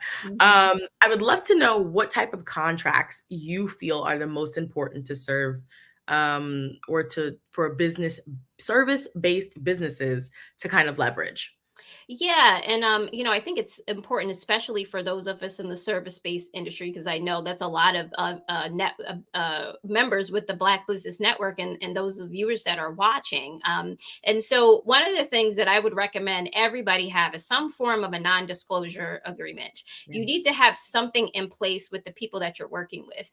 Now, it doesn't necessarily need to be anything overly detailed, but you want to make sure you have something that protects your information. And non-disclosure agreements are really meant to protect what we call trade secrets. So any information in your business that you wouldn't want somebody in the public to know about, you want to have that protected in a non-disclosure agreement or an NDA. If you are working, let's say, with somebody through Fiverr or Upwork, you're connected with people that are now having access to your proprietary information. These are things that you actually may want to have them sign to make sure that none of your information is going. My understanding is some of those platforms, they do have some kind of underlying confidentiality agreements. But if you want something a little bit more protective, yeah, maybe have somebody that you're working with sign that. Interns, any other employees that are in your business that have access to personal information and you don't want that exposed, maybe have them sign a non-disclosure agreement. So that's probably one of the biggest ones. I would say the second contract that you want to have is some kind of client services agreement. Whatever the services that you're providing to your client, you need to make sure that that is clearly articulated in writing.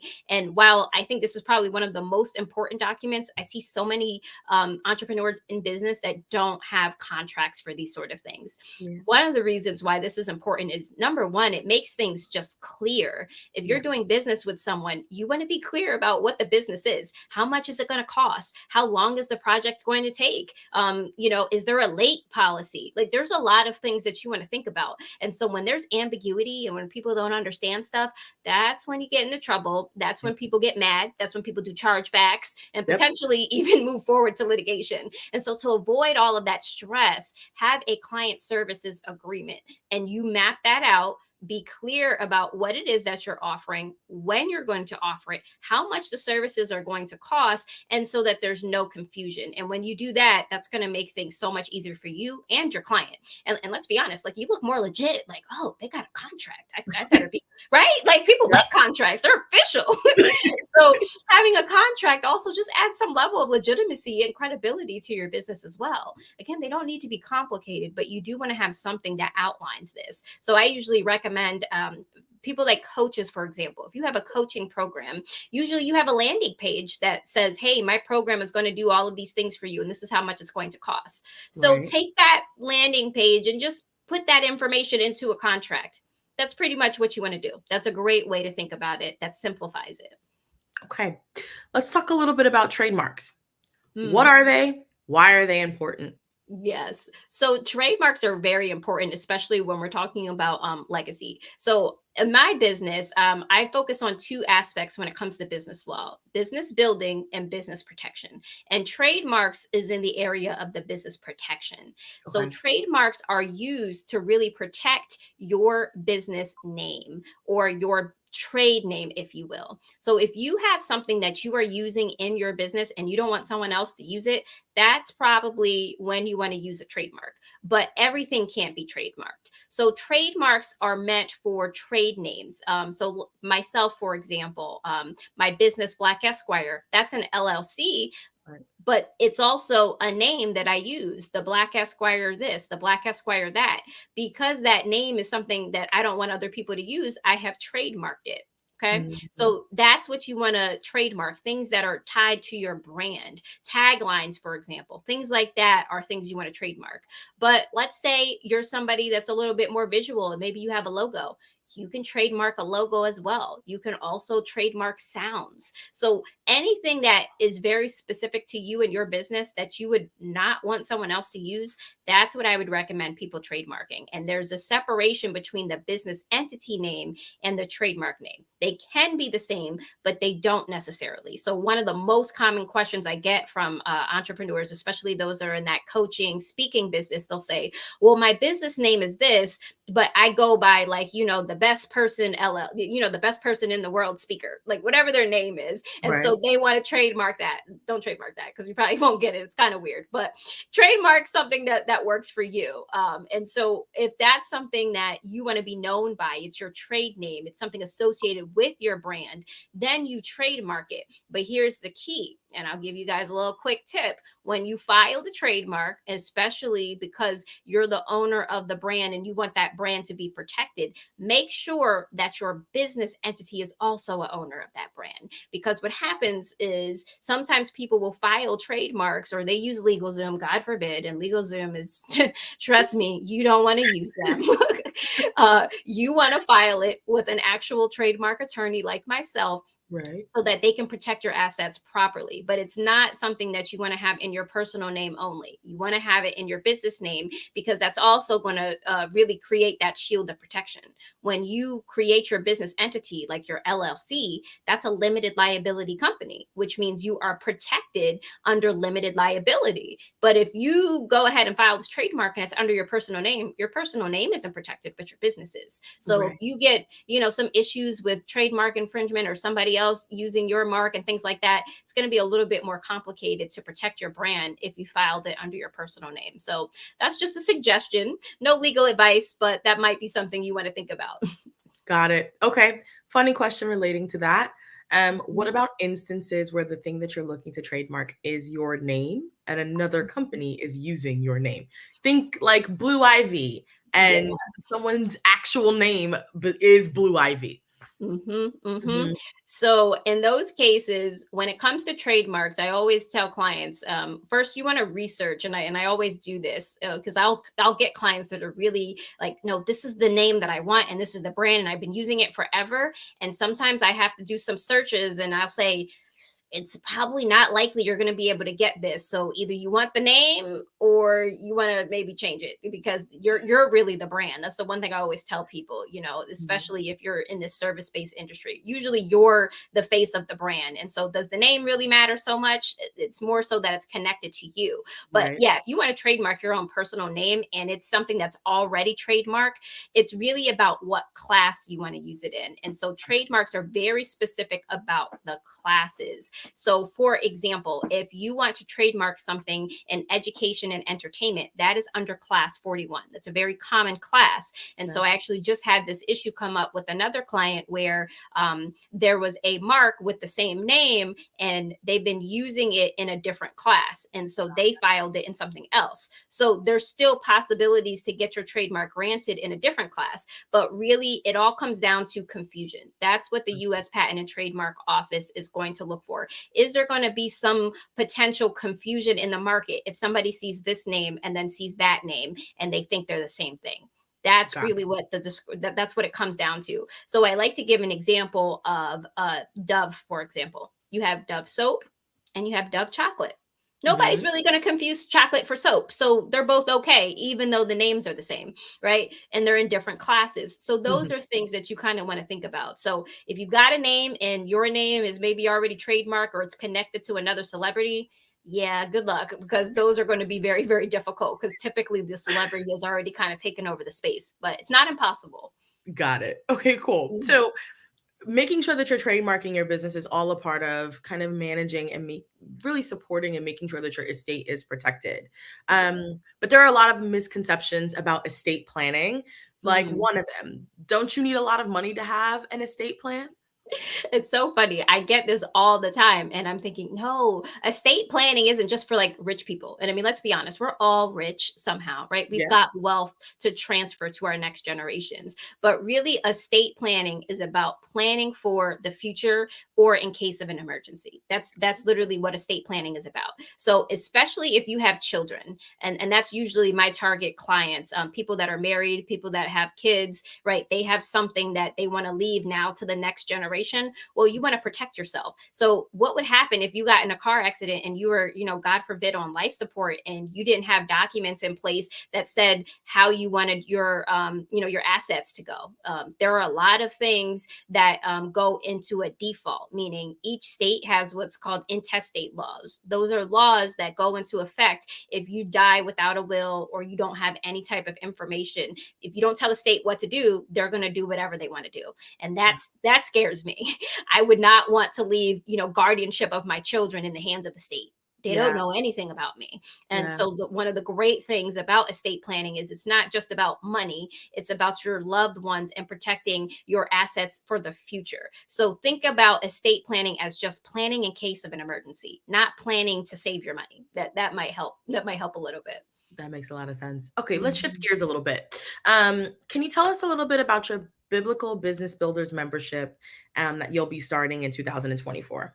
Yes, and I'm really excited about this because I'm known as the anointed attorney, and obviously all the clients I service, I'm not necessarily like, hey, I'm a Christian lawyer, and look at me. But I do think that there's something to be said when we're talking about establishing legacy. I mean, there's biblical principles around wealth building and generational wealth and legacy. One of those famous verses, Proverbs 13:22, a good person leaves an inheritance for their children's children. And so I really just had this vision for creating almost a membership for specific businesses that maybe just they don't have the need to have an attorney like in their business full time, but they might need a little bit of legal help sometimes. And so my biblical business membership is really meant for sort of those mid-level entrepreneurs, maybe businesses that have 1 or 2 to 10 employees, not overly huge, not ready to hire an attorney, but they need somebody that's on their side. And so essentially they pay a membership fee each month. I'm also running a deal where some of my members, if they pay for the full year, they get a month for free. community, and they have access to me. That's pretty much what it is. I'm going to be doing quarterly webinars for everybody that's a member, so that they can get some additional information about certain updates in the law. For example, like this Corporate Transparency Act. Those are things that I'm going to make sure those that are in my membership get first access to. I'm also going to be providing them contract templates. And so things and letter templates, things like that may come up. Maybe you need a cease and desist letter. Maybe there's something that happened and you just have a question and you don't know what to do. You need to talk to a lawyer. Well, you may not want to pay, $500 an hour just to ask a simple question. When you're a part of my membership, you have access to me. So you get unlimited email access and the ability to call me with some of those questions. And also I throw in specifically 6 business building sessions throughout the year. So if you have something, maybe there's a change in your business, you have a question and you need a little bit more information, we'll sit down, have a phone call or talk over Zoom so that I can provide you some information. And then everybody that's a member gets a discount on any additional legal services that they need. So I'm excited. That sounds incredible. And are you comfortable with sharing what that rate would look like on a monthly Sure, basis? absolutely. So right now the rate is going to be $250 per month. Or if you pay upfront, it's going to be essentially, I think that's 2,750. I got to do math real quick in my head. So yes, but you get a month free if you pay it all upfront for the 12 months. And one of the things that I think is really valuable about this is that it takes that guesswork out of it. Sometimes I think there's always something that may come up, and it can be really stressful when you don't have anybody you can turn to and reach out to when you have a question. And then I'm also building a community. And it's very limited because I'm only taking on 10 clients in this membership. I may be open to expanding it in the future, but I want to keep it fairly small and intimate because, I'm making sure my time is available to all of my members as well, so that they have access to me. And so I'm keeping the group very small and close knit as well. So if anyone is interested, I'll be putting an application up on my website in the next couple of days so that you can apply, and we'll see if it's a great fit. Awesome. So I wanted to ask you a little bit more about your business, The Anointed Attorney. You speak to women and students. What do you feel is the most compelling piece of advice that you could give to either a young entrepreneur or a young woman who's looking to start a business, or even a young child who's looking to start a business? What's the most compelling piece of information you can share with them? It's a great question. There's a lot I could share, but I think at the root of everything, in order to be successful in business, you need to be very clear on what it is you want to do, how you want to do it, and who you want to do it for. And so I think the best piece of advice is not only going in with the passion, because I think most people understand that part. Everyone's very passionate about their business. They get really excited, but you can get really excited and also find yourselves in really excited and not so good situations because you didn't plan accordingly. And so you want to plan things out. Having a clear, concrete plan is probably the best thing you can do. And that's some of what I talk about in my career and calling clarity connection. Having a clear sense of your purpose and your why then will indicate what it is that you want to do, who you want to serve, how you want to serve them, and what you're going to do to accomplish all of these things. And so, going in with clarity and having a clear sense of why you're doing what you're doing and truly mapping this out to get the work done is going to be really helpful to you. That makes a ton of sense. And you kind of touched on my next question, which is about your time and how often you coach, or the fact that you are a coach. What are some of the topics that you usually will cover with people who join your coaching program? Yes. And so right now, I have a specific program for the pre-law students, as I mentioned. So that's all about the law school application process. And right now it's pretty prime time. So if anybody is watching and you're thinking about going to law school, you need some help, you can go to my website and take a look at that, because there's a certain formula that I use to make sure people are on the right track. But outside of that, particularly with my faith focus training, I have a model called the Faith First Framework. And I'm actually working on my book, which should be released within the next couple of weeks. We just got to get everything all uploaded. So I'm really excited about that. And there's along with that, a Faith First Masterclass and a Faith First course that delves into each aspects of the framework. So not to get, too off track, but that is a big part of my coaching, because in order for us, especially, me being an attorney and a Christian, that's generally who I'm coaching. I'm coaching other attorneys or other Christians, women, people that are on that journey journey. They want to be successful, but sometimes having that career and balancing your faith can be really difficult. It almost feels like there's this dissonance and disconnect. And so I want to take all that stuff out. I don't want you to feel like there's some conflict between your career and the calling that God has for you, right? There's no conflict. It's all about coming together. And so the faith first framework stands for success is possible when we put faith first. And each letter of that sentence stands for the 6-step framework. So S stands for salvation and sacrifice. P, prayer and praise. W, word and worship. P, preparation and purpose. F, finances and fasting. And F, friends and fellowship. So success is possible when we put faith first. So I also just published one of my journals called the Prayer and Preparation Journal. So that's the first book in my Faith First series, and just really just getting everybody that is a believer in Christ in that space where they learn how to prioritize their faith in the midst of their daily lives and what God has called them to do in their careers. That is incredible. Okay, so before we let you go, because we're coming up on time, one, please let everyone know where they can purchase the book that you just released and the one that's coming out in a few months or a few weeks. Second, let everyone know where they can find you. How can they reach out to you? Where they can go? Do you have a website? Are you active on social media? Do you TikTok? Where can people find you? And then we'll go from there. Absolutely. So yes, so my book that just released is on Amazon. So all you have to do is search my name or search Prayer and Preparation Journal, and you'll be able to find that. I also list all of my books on my website, anyagoldsby.com. Just go to /books and you will see everything that I have available there. I'm definitely active on social media, so you can find me at Anya Goldsby on Instagram as well as Facebook and TikTok. I'm also on Facebook as @Goldsby Law with my law firm name as well. So I'm truly happy. I'm glad I had an opportunity to talk with you and just share some of this stuff because it's so important.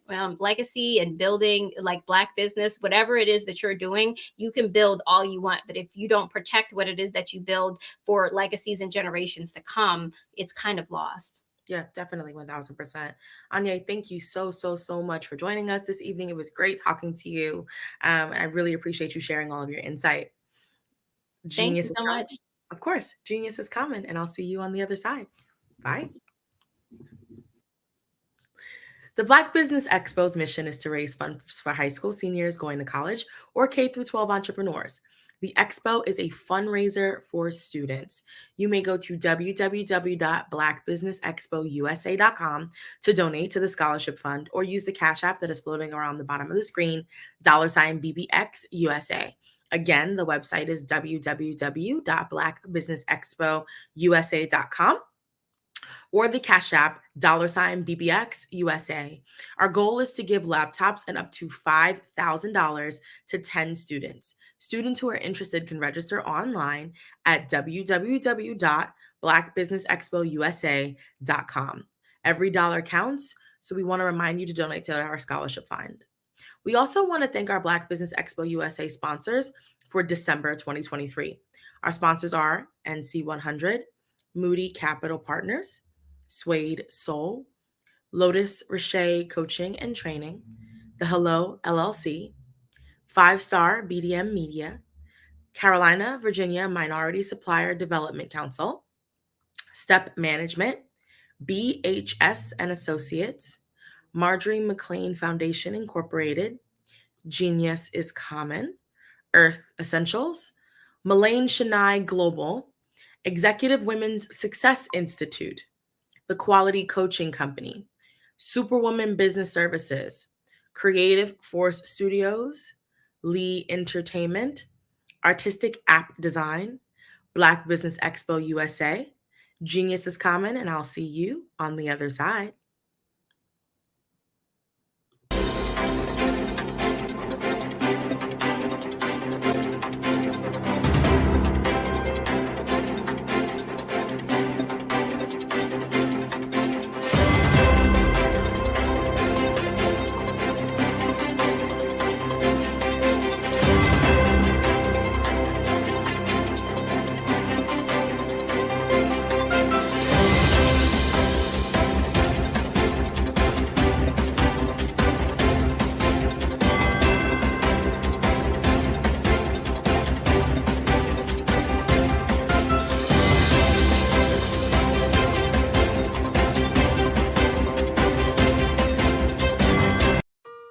Hello, this is Israel, and I am CEO of Daydreams Interactive and author of Princess Planet.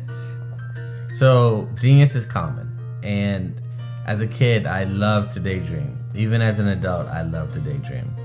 And when my daughter became 6 and loved princess characters, but we just could not find the diversity that showed her, we created our own characters. So, for instance, you have Princess Nulu right here. Princess Nulu is from Uganda, and her genius is that she loves to take care of animals. She can actually even listen and hear what they say. And then we have Princess Isabella right here. Princess Isabella, she's from Cuba, and her genius is biochemistry. One day she hopes to eliminate disease.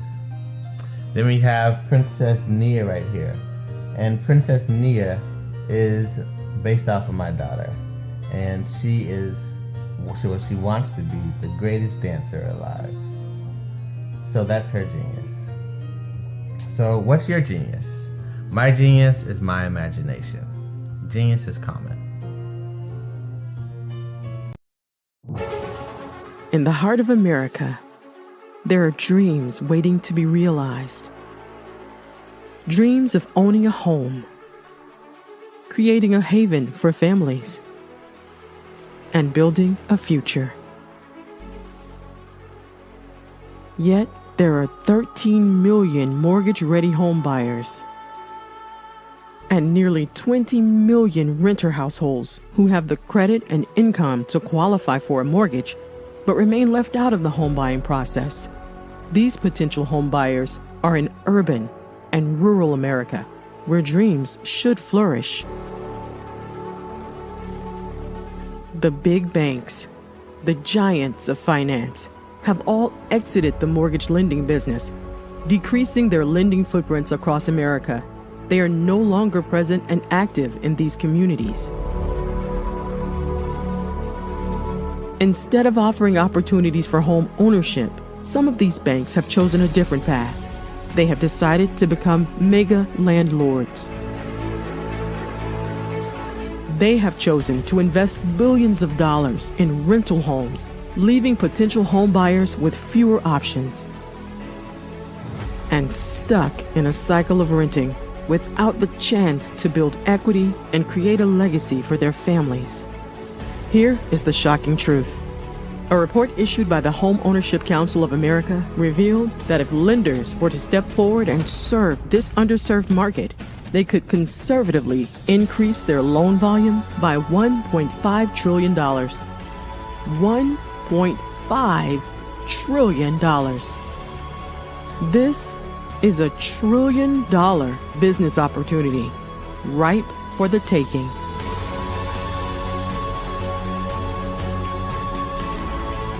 That's why I Have a Dream Home is here. We support the American dream of home ownership in urban and rural America.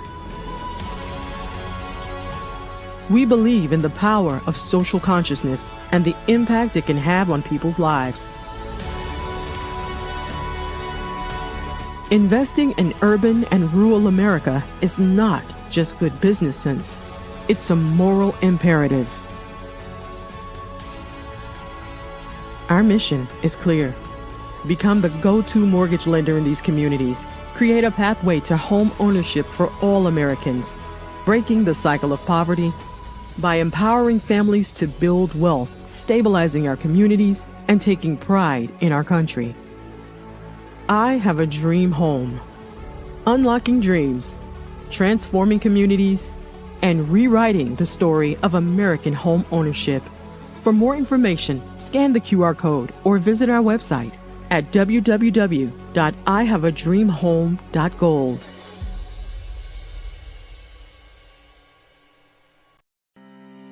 Are you aware that showing off your expertise can gain customers and position you as an expert in your industry? Consumers need confidence to purchase, so let us showcase your knowledge by interviewing you for a 3 to 5 minute video. We'll position you as an industry expert with a customized interview-style video, and for a limited time, we'll cover all production costs. Click this ad or call now for all the information. you'll want to experience the same 5-star service our customers love. So take advantage of this one-time offer. Click this ad or contact us now.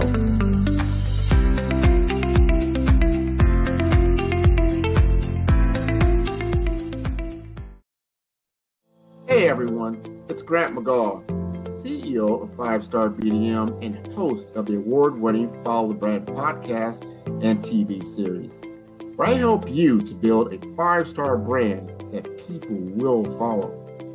My genius is personal brand development through intelligent communication and helping you achieve your business and career goals.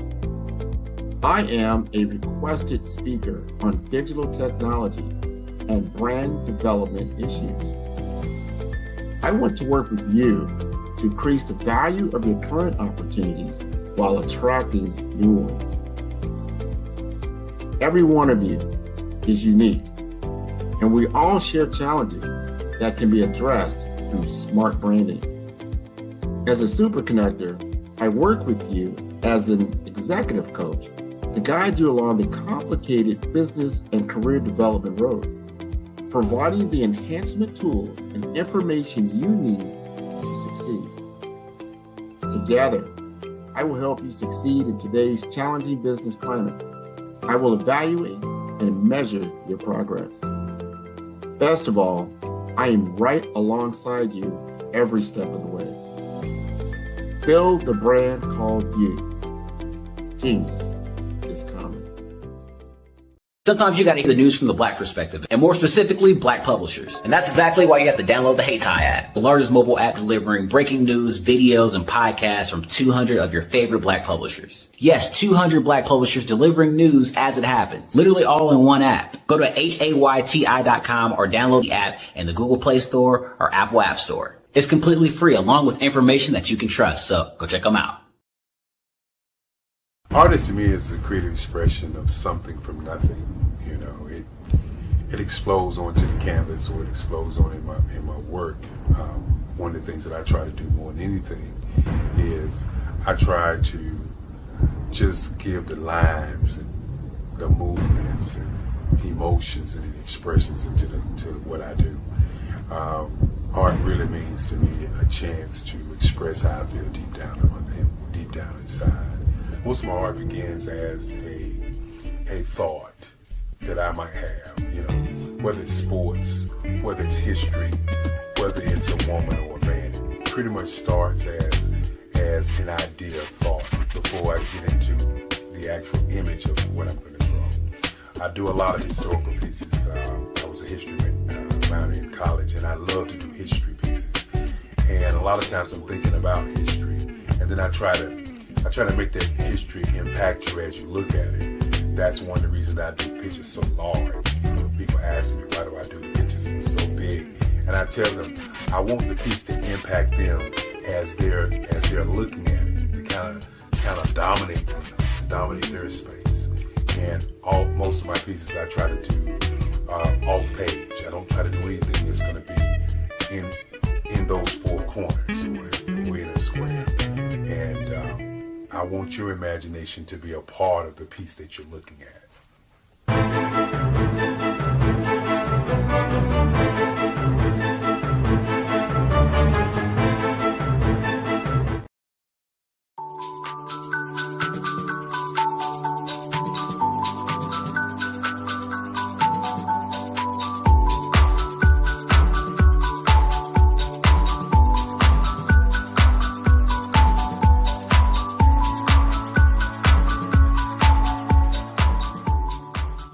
I have my PhD in biomedical informatics, and I tend to focus and get really passionate around genomics, particularly when we talk about genomics for precision health, genomics for community and population health, so on and so forth, and some of the disparities and differences that manifest themselves in the human body based on your heredity, your ethnicity, your environmental impact and stimulus that's coming from outside of your control, and how that impacts the way you ingest medicine, the way your body takes in that medicine and delivers it throughout your cells.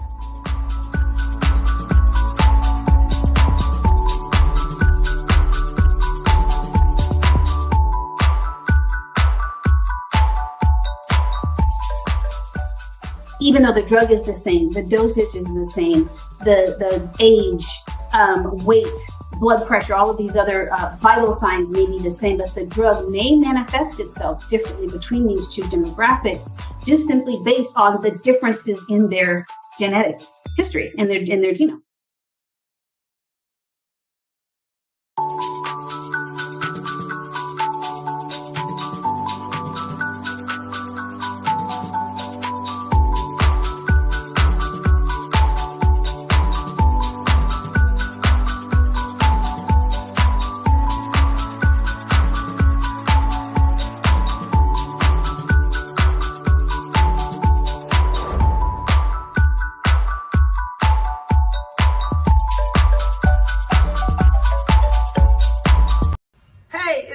Colette V. Smith. The V is for victory. My mama would tell you the V is for Veronica, but it's Colette V. Smith, the NFL's first African-American woman to coach in the history of the National Football League, by way of being the first female in 2017 to coach in New York Jets franchise history. Today, I'm the founder of Believe in You Incorporated. Believe in You Incorporated. I got here because I didn't limit myself. I started thinking freely, living life freely. Don't limit yourself. Unleash your power, the power that God created you to be and to have. I got here because I didn't just follow a path. I created my own. You can do the same thing. You know why I know this? Because genius is common.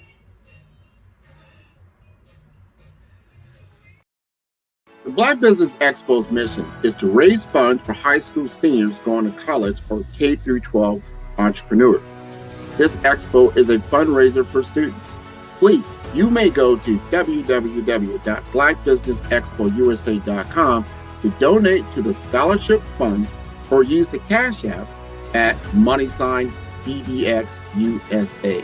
Our goal is to give laptops and up to $5,000 to 10 students. Students can register online at www.blackbusinessexpousa.com. Every dollar counts. Please donate to the Black Business Expo USA Scholarship Fund.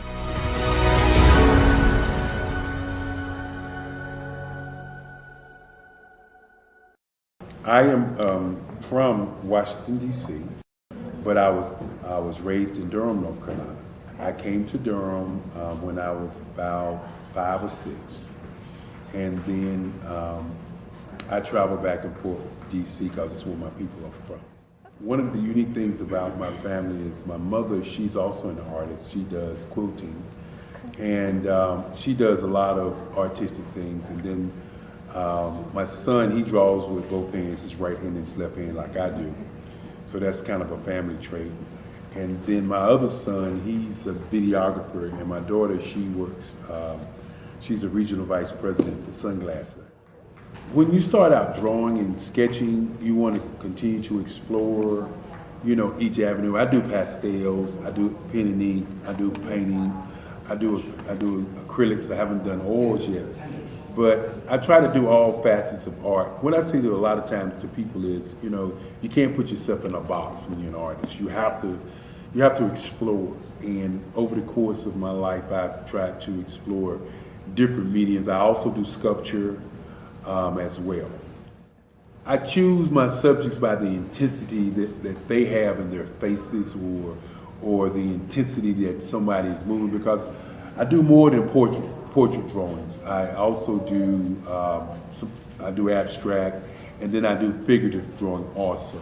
Well, what happened in this particular show is that I started out trying to come up with something that would be a little bit different than what everybody else is doing. So I was working on a Barack Obama show, and they wanted me to do some paintings of Barack. And so what I did was, because of the deadlines, I kind of did it kind of fast. And then I realized when I was doing it fast, I enjoyed it. And so then I started doing other pieces the same way, and I started to enjoy those pieces also. And so I came up with this particular style, and it's a style of lines and colors, And what's interesting is that when I was in college, I did a show called Lines, Colors, and I talked about the boldness of the blacks, the hotness of the whites, and this is how this has come about, later on in my life. And the colors comes from a lot of the entertainers that I work with, where they wear different colors. They don't wear, your plain reds or your whites. They wear different colors, and so that's also another piece of what's giving me the colors. The subtitle of this show is Faces That Speak Life. That's real critical. Faces that speak life. Each one of these pieces is a life source and a life energy that's being put on display for people that are looking at them. I always say in terms of my art, it's not important that I draw them. It's important what you get out of what I draw. I don't try to just draw it because you like it. People wanted me to do prints. I didn't do prints. People asked me to do different people, but the people that I choose are people that make a difference in the lives of people in the world. So the human landscape idea was, again, as I say, the lines represent your emotions, it represents your ideas, and it represents your journey as a human being. And that's why you get the different pieces and the different looks. And as you notice, I try not to do one look that looks alike another look. And that's what's the most important part of this show. Over the past few years, we've seen the growth of existing and new initiatives focused on financial inclusion, building global networks, and reducing the wealth gap in response to the idea there's not enough seats at the table. Whether their outcomes are to increase the representation of Black executives on corporate boards, ensure an inclusive global economy, or to create new U.S. African commercial pathways, the strategies are often carried out by separate programs. The question is, should they be? With the continent of Africa being home to more than half of the world's fastest growing economies, the youngest workforce, over 400 companies generating more than $1 billion annually, 700 generating more than $500 million annually that are poised for growth, and being the destination of nearly $5 billion in venture capital in 2021. Diversifying U.S. and Africa commercial engagement by building bridges between African businesses and their U.S. diaspora should begin being seen as mutually beneficial. From helping to reduce Africa's enormous capital gap to catalyzing two-way trade opportunities, the COVID-19 global pandemic hopefully has taught us that global challenges and opportunities are more interconnected than we thought. During the pandemic, African companies like Unicorn Flutterwave, insurance provider Reliance Health, ride-hailing app Yasir, and 54Gene, the continent's first bank of DNA on people of African descent, proved that when African companies have access to networks, capital, and information, they grow big, grow fast, and create solutions that are valuable to the world. This is why Be Direct was created. We are the first U.S.-based but African-centric board preparedness and board search company designed to connect U.S. Black talent and corporations to African businesses. Unique and fundamental to Be Direct's success is our process of helping board candidates adapt their experience and networks to an African context before they're connected to high-growth companies that are looking to locally and globally scale. From our focus groups with African business execs and government leaders, we don't ignore the sentiment that business is easy, but people are hard. Having a pool of board candidates with hard-to-access networks and extensive experience across the business life cycle, including successfully raising capital, is table stakes for an initiative like this. So yes, we have that. But corporate or entrepreneurial success in the U.S. does not guarantee success in Africa. Developed alongside industry partners on the continent, our training program, Be Direct Prep, is designed to transpose their experience to create cultural comfort, understanding, and a commitment to helping businesses in Africa scale. Our board governance sessions are African continental and country specific, integrated with cultural awareness and dexterity training, masterclasses led by African industry execs, and mentoring and coaching from African continental-based facilitators. But even more unique to Be Direct Prep, we cap off our training program with an immersion trip to help candidates that have not been to Africa before see and feel Africa's complexity and opportunity from African soil. We all know traditional network-based board placement has historically left a lot of us out of ever really being in the paid board pipeline. Our strategy supports the work of many great organizations that are successfully filling seats at U.S. board tables by creating more tables for those that are still left on the sideline. It's time to start seeing the role and value of U.S. Black talent and businesses on the continent of Africa differently. Old perceptions and habits limit economic inclusion. Let's transition Black talent and the African businesses they will support from the periphery of the global economy to its core. Living in a global lockdown, we all know now how fast local and global economies can change and see the value of having businesses that hire, strengthen local value chains, and even grow globally. Status quo in any form holds back progress. We must democratize U.S.-Africa commercial engagement by socially and economically connecting cultures that have long been disconnected. It's time for Africa's U.S. diaspora to redefine their global value by helping African businesses scale continentally and globally.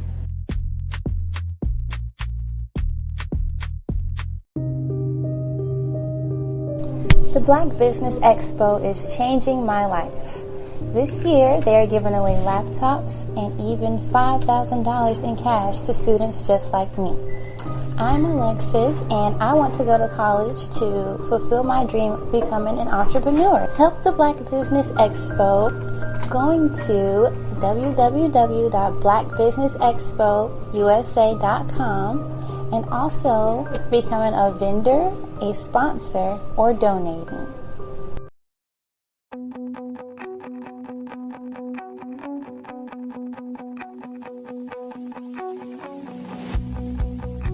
I am Black Business. From the moment I wake until the time I sleep. Yes, I am Black Business. I am Black Business.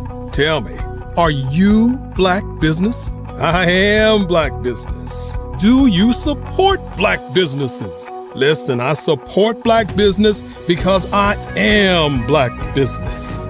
Black Business Expo, one of the largest business showcases in the history of Black business in the world. The world. Sign up today at www.blackbusinessexpousa.com or call 919-308-9090. I am Black Business.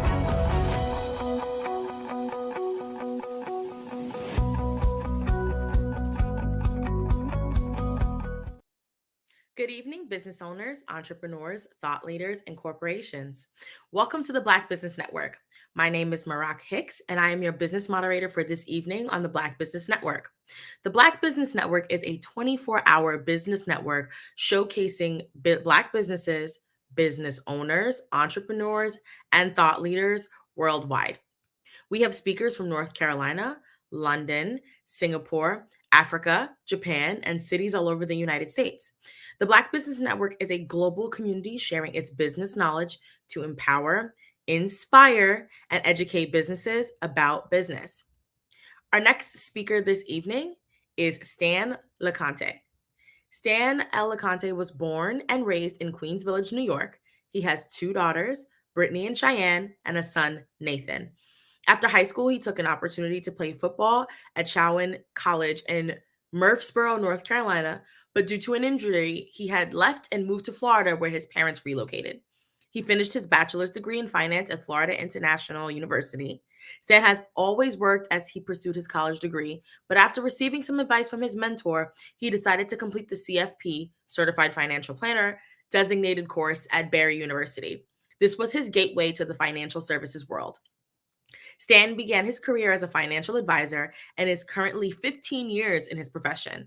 He has received his Series 7 securities license and Series 66 investor advisor representative license and his insurance license 2-15. He quickly received an advanced designation called CRPC, Chartered Retirement Planning Counselor, to differentiate himself as a retirement specialist and an expert on retirement planning. He excelled in his role and quickly was positioned as a financial advisor coach to his peers, followed by being asserted as the insurance sales specialist to multiple branches and finally promoted to an associate branch manager, where he was in leadership of 50+ advisors at a Fortune 200 financial brokerage firm. He also has been a member of the $1 Million Roundtable since 2016. Stan recently accomplished getting his 2-20 general lines insurance license, giving him the full capability to open a complete risk management agency, Achievers Protection Advisors, LLC, to serve homeowners and commercial lines businesses. Stan started his career working with physicians in both the James Wilson Bridge Associates and the Diaspora of Haitian American Physicians. He is currently working on his NFLPA designation, as he has acquired several professional athletes as clients over the years, with 2021 being his biggest class to date. I now introduce to you Stan LeConte. Hey, Stan. Hello, how are you doing today? I'm doing well.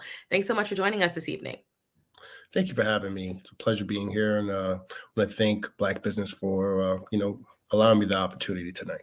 Of course. And it looks like you're joined by Grant, so I'm going to bring him in. Awesome. Hey, Grant. Hello, everyone. Hi. Alrighty. Well, I'll let you guys take it. Genius is common, and I'll see you on the other side.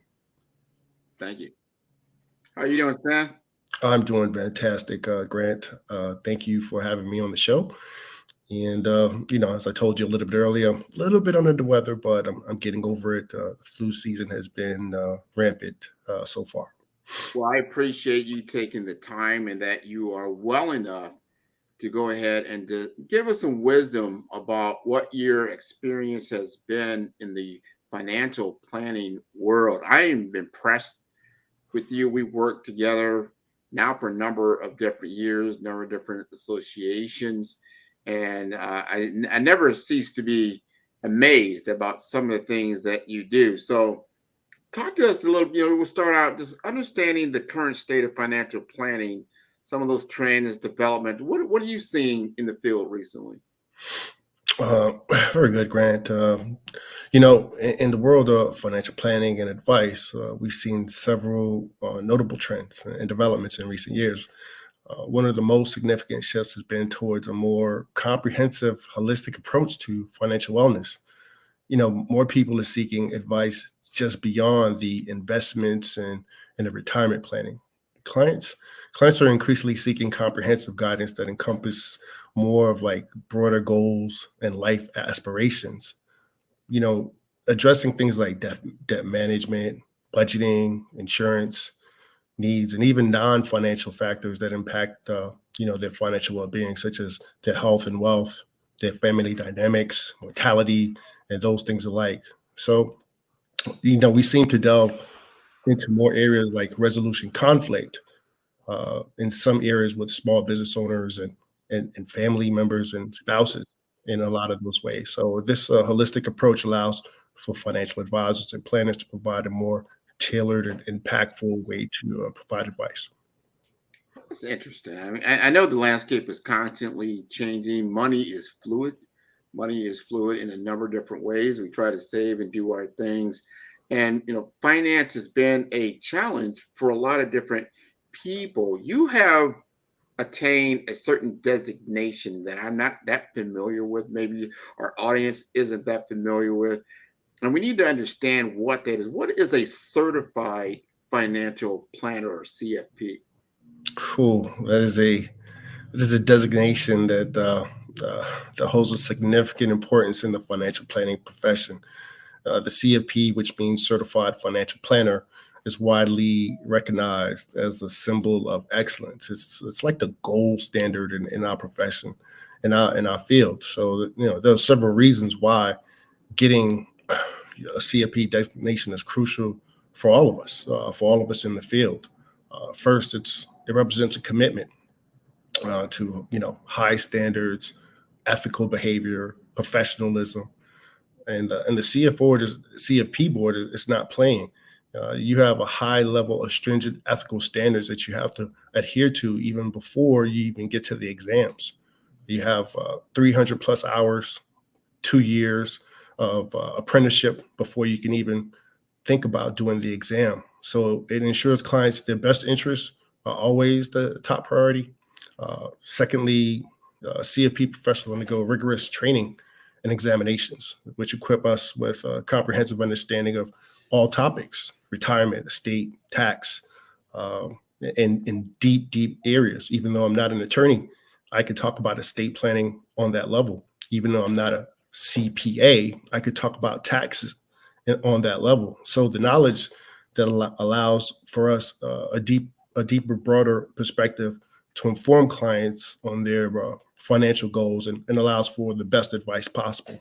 Now, furthermore, the CFP designation demonstrates a dedication of ongoing education. We have to study countless amount of CE credits year over year as things change in the industry. So we're required to keep up to date with those changes. And finally, clients seek out CFPs for a high level of advice. Grant, the thing is, when individuals come to me and I ask them, what brings them to my office today, I sit back and I have to listen to some of the variables that come out. And as soon as I hear some triggering words, within minutes, I'm able to digest that and provide key detail recommendations that could change their lives for a lifetime. So the CFP designation is a powerful credential that benefits both the advisor from a skill level and the clients for the advice that they're going to be receiving. Oh, it's so interesting.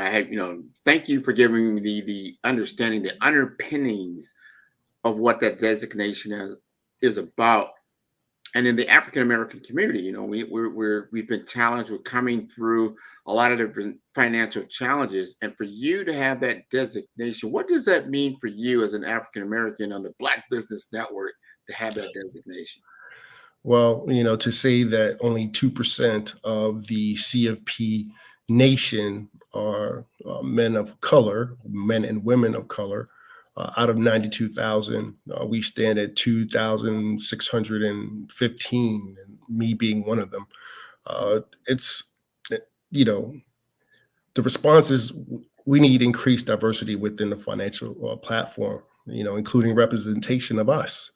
It's a priority that we need to take place. And historically, there's been a lack of diversity in our field, but there's a growing recognition to change that. I see the CFP board, including the diversity board, to provide more inclusion.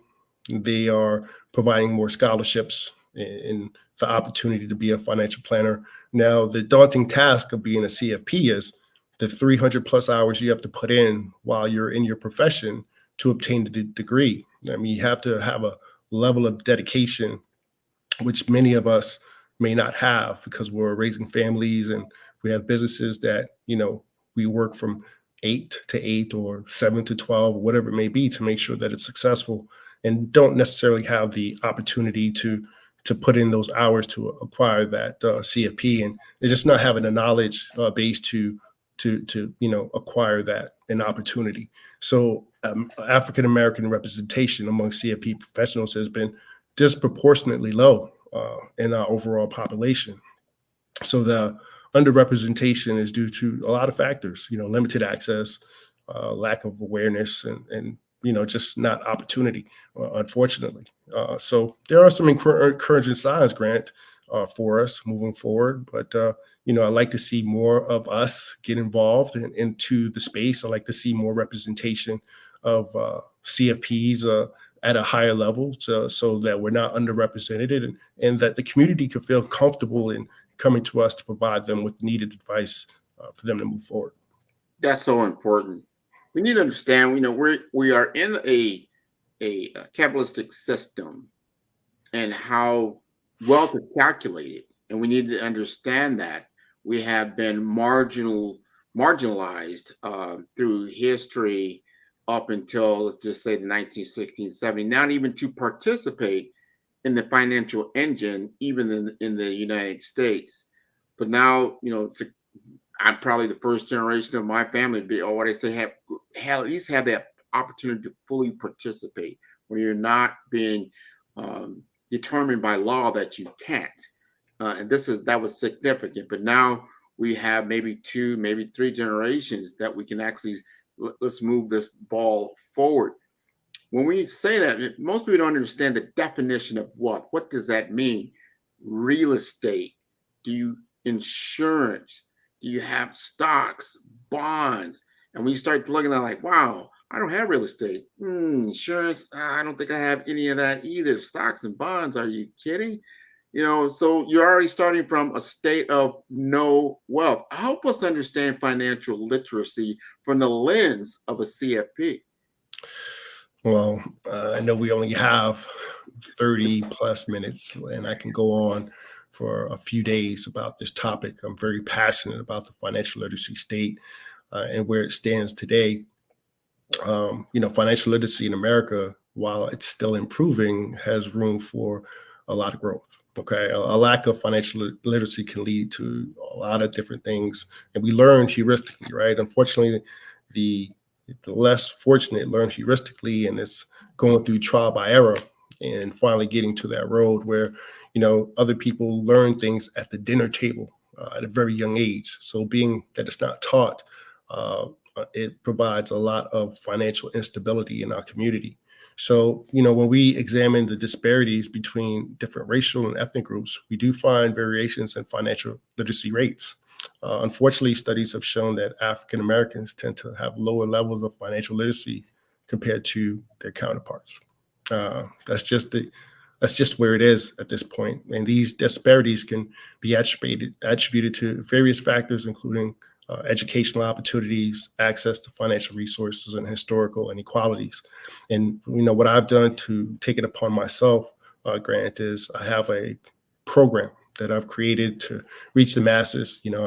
I do what I can to go into the schools currently and have these conversations with these young gentlemen and young women about financial literacy and banking and how to open a bank account and how to save money and how to create a piggy bank and what's APR and what's a finance rate, things like that, how to read a contract.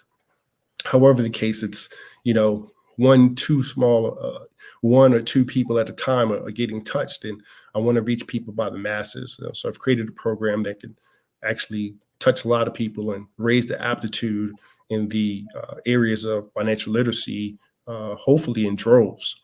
So because historically, the disparity is too great. So I believe that financial literacy is the cornerstone to all financial empowerment. And, closing that gap is crucial for promoting economic equality. We have to have financial equality in order for us to have a voice in the room. So initiatives are aimed at improving financial education in these underserved communities are key. And getting in there is important. There's tons of funding in all of these cities. And, I don't know where the funding is going, and that's just yet another conversation. But, I believe that the outreach program should include financial literacy simply because it's a much needed tool, and it could help out a community. Once everyone gets impacted, it can help out a community tenfold. It's what I call the money multiplier effect. Once you understand how to use money in that tool, and you understand your communities are also involved, together we can be more impactful. It's so important. I know we've talked about it. We're going to do this in 2024, in which we can start having workshops in classrooms, because we understand that this is not being taught in school. Unfortunately, here we're in this game of life, and you're not being taught the rules. That should tell us some. Our educational system should listen to this. Like, wow, you're going through K through 12. You understand when you graduate, even at the high school level, if you're not being taught the rules of the game of money, how can you expect that these groups of people will be successful? Unless, of course, your goal is to keep them in a consumer society and being exploited for I don't know how long. We just had a commercial even on before this around real estate, around the difference between owning and renting. Is that when you rent, you don't have any wealth value. That's important because you don't have ownership. You don't own a business. You don't own anything. If you don't own anything, think of a simple game that a lot of us grew up playing. I know I did. And that's Monopoly. It's fun to play. Wow, right? Right. It teaches you basically the fundamentals, correct? That you got to pass, you got to get a job, you got to then get money, and then you've got to start buying property, And the more property you get, the more wealth you have, the more leverage that you have to play the game, because there's other people on the other side of the ball that are accumulating wealth in order to win the game. And at the end of the game, whoever has all the marbles wins the game. Well, if all you're doing is collecting $200 and going to jail or not, that's a problem, wouldn't you say? Yeah, I agree. I agree. You know, the game of Monopoly does to start teaching the basics of financial literacy at a young age. However, the case is, you know, our parents, unfortunately, I'm a first generation, first person to, you know, go to college. My sister followed suit. You know, I wasn't taught financial literacy. I had to learn financial literacy throughout the days heuristically and bump my head. And, you know, obviously I got a finance degree and learned the basics from school and empowered myself throughout the way. However, you know, these opportunities and these conversations can go a long way. Imagine having, you know, all the young professionals on the same page, or these young individuals on the same page, and, you know, graduating with the understanding of how to develop a relationship with a bank, how to manage their credit. You know, instead of starting from a 30 yards back, they can start, you know, 30 yards ahead, moving forward. That's the way that I see it, and it's the way that I want to impact the community of individuals that I'm around. This is so important. I see this. Now, we just talked about K through 12. You graduate high school, you already have a very limited financial understanding of how the system works. And then you go to college. Just say you get fortunate enough, you go to college. The first thing I notice on a college campus is all these credit card companies sitting there waiting to give these kids who barely understand money in the first place a golden credit card with high interest loans in order to now pay for your education. And then hopefully if you do graduate, you understand, like, wow, I'm in enormous debt. So then you start at, you know, you're 24, you're 25, you start to realize I am not just broke, I'm in amazing debt. That's kind of disturbing.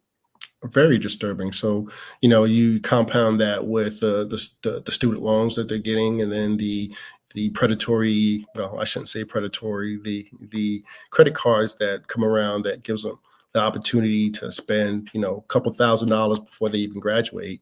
And then they're not understanding, you know, how to leverage a credit card to their advantage. And then when they finally get a chance to come see me, Grant, it's, you know, unwinding the whole thing, and me sometimes having to be a miracle worker and trying to get them first to be educated in the area of, you know, what is a FICO score. And there are different types of FICO scores that affect different parts of your credit, and how to use that leverage to get the things that you need for less money, and then keep your capital to invest in other areas that make more money for you. You know, so those are the learning lessons. Early on, it's hard for them to grasp, but one client at a time, at a very young age. Since I do work with a lot of professional athletes, this is the part that, you know, I find overwhelming, is the lack of financial education coming out of that realm, and I want to make a difference there. Let's talk about that, because that's even another facet. We talked about somebody that doesn't have a lot of resources, and then what they're up against if they don't have awareness and knowledge, right? Then you get an individual that all of a sudden has really no money, no financial capital, and then they come into millions of dollars. When we look at sports, and you look at these kids, and then they get that pro contract, and then they're guaranteed millions of dollars. You haven't even worked with thousands of dollars. Now you have millions of dollars. You're expected now to manage that. You're young, vulnerable, impressionable. And you're like, all this stuff is like, you know, going across. Like, how do you help people in that situation? Well, that is one of the most challenging aspects of my profession at this point in my career, is, you know, sitting down with a 22, 24-year individual that has, you know, hundreds of thousands of dollars that they never had before, and helping them understand that if you have a contract for $1 million, you're probably going to see around 600,000 because Uncle Sam's going to take about 40%. And then you have your agent fees and your training and all the incidentals outside of that, leaving you with a little bit less. So, understanding to maintain a budget in the earlier stages and be more responsible and diligent with your funds is very important, because the case in the NFL and basketball is these athletes do not make it longer than 3 to 5 years. They'll make a couple $1 million and then they're without a job. And most of them have gone through 60% of their income, leaving them in despair opportunities, because the NFL doesn't allow you to get any money from their 401ks till age 45 and 55. And you could imagine being a 29-year-old with no resources.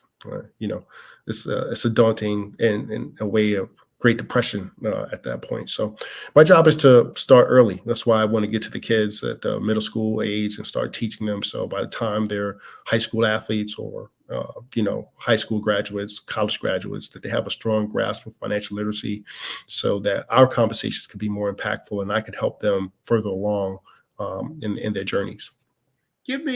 Talk to me like I'm one of those kids, and help me understand. Give me 5 tips. Just 5 basic tips about money and finance as I'm now starting to look at either getting to a family. I'm starting to all right, I remember my son even asking me Dad, I just got this job. They're asking me about 401k. They're asking me about, insurance and benefits and stuff. And I'm like, I don't even know what I'm signing up for. Give us some tips to help us from your standpoint. Sure. So, I'm not giving any recommendations. Please don't take any of these as personalized recommendations. These are just tips for the audience. I do hold a Series 7 and a 66 license, so these recommendations can be held against me. So at this particular point, save, create a budget.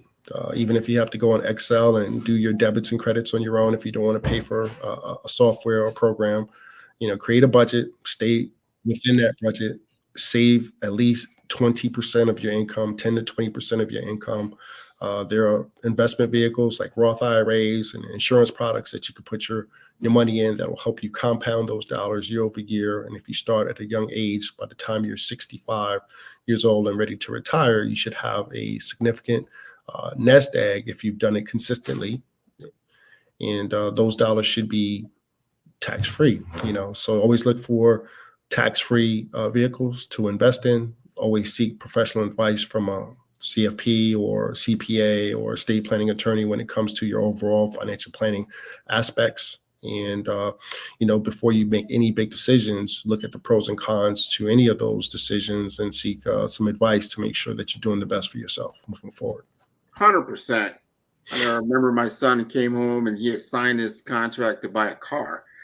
And I'm asking him, well, what are the interest rates? And he's telling me it's some ridiculously high interest rate. It's do you understand what that means? You understand how much money, even though they give you a face value, what you're actually paying over time is much more. So that's not really a good decision if you had talked to me first. But as you said, you're gonna learn. You're gonna learn today. You're gonna learn today, right? So we as parents in our generation, we don't want our kids to learn heuristic because we've learned. We had to go through the fire. So our job is to teach our kids so they can be efficient in that area. I'm starting early with my 9-year-old son. I'm making him speak in front of me in terms of finances and budgeting and having conversations about that out loud in front of not only me, but an audience of individuals. So he feels comfortable speaking like you are, Grant, public speaker, and, feel really comfortable around savings and budgeting at this point. Oh, I love it. Because if you teach them like it's a game, because it truly is really a game, you just have to understand the rules. And the kids are into gamification. They understand accumulating things and then what the value of those things are and then how to use leverage one way or another. If we teach them the game, they could probably play it very, very, very well. But just like anything else, if I don't teach you the rules and I expect you to go out there and play, it's not going to be pretty. And I think that's kind of how it's been for a lot of different people. But we can't use the past as an excuse for the present. If you get this information, you've got to take it upon yourself to understand it.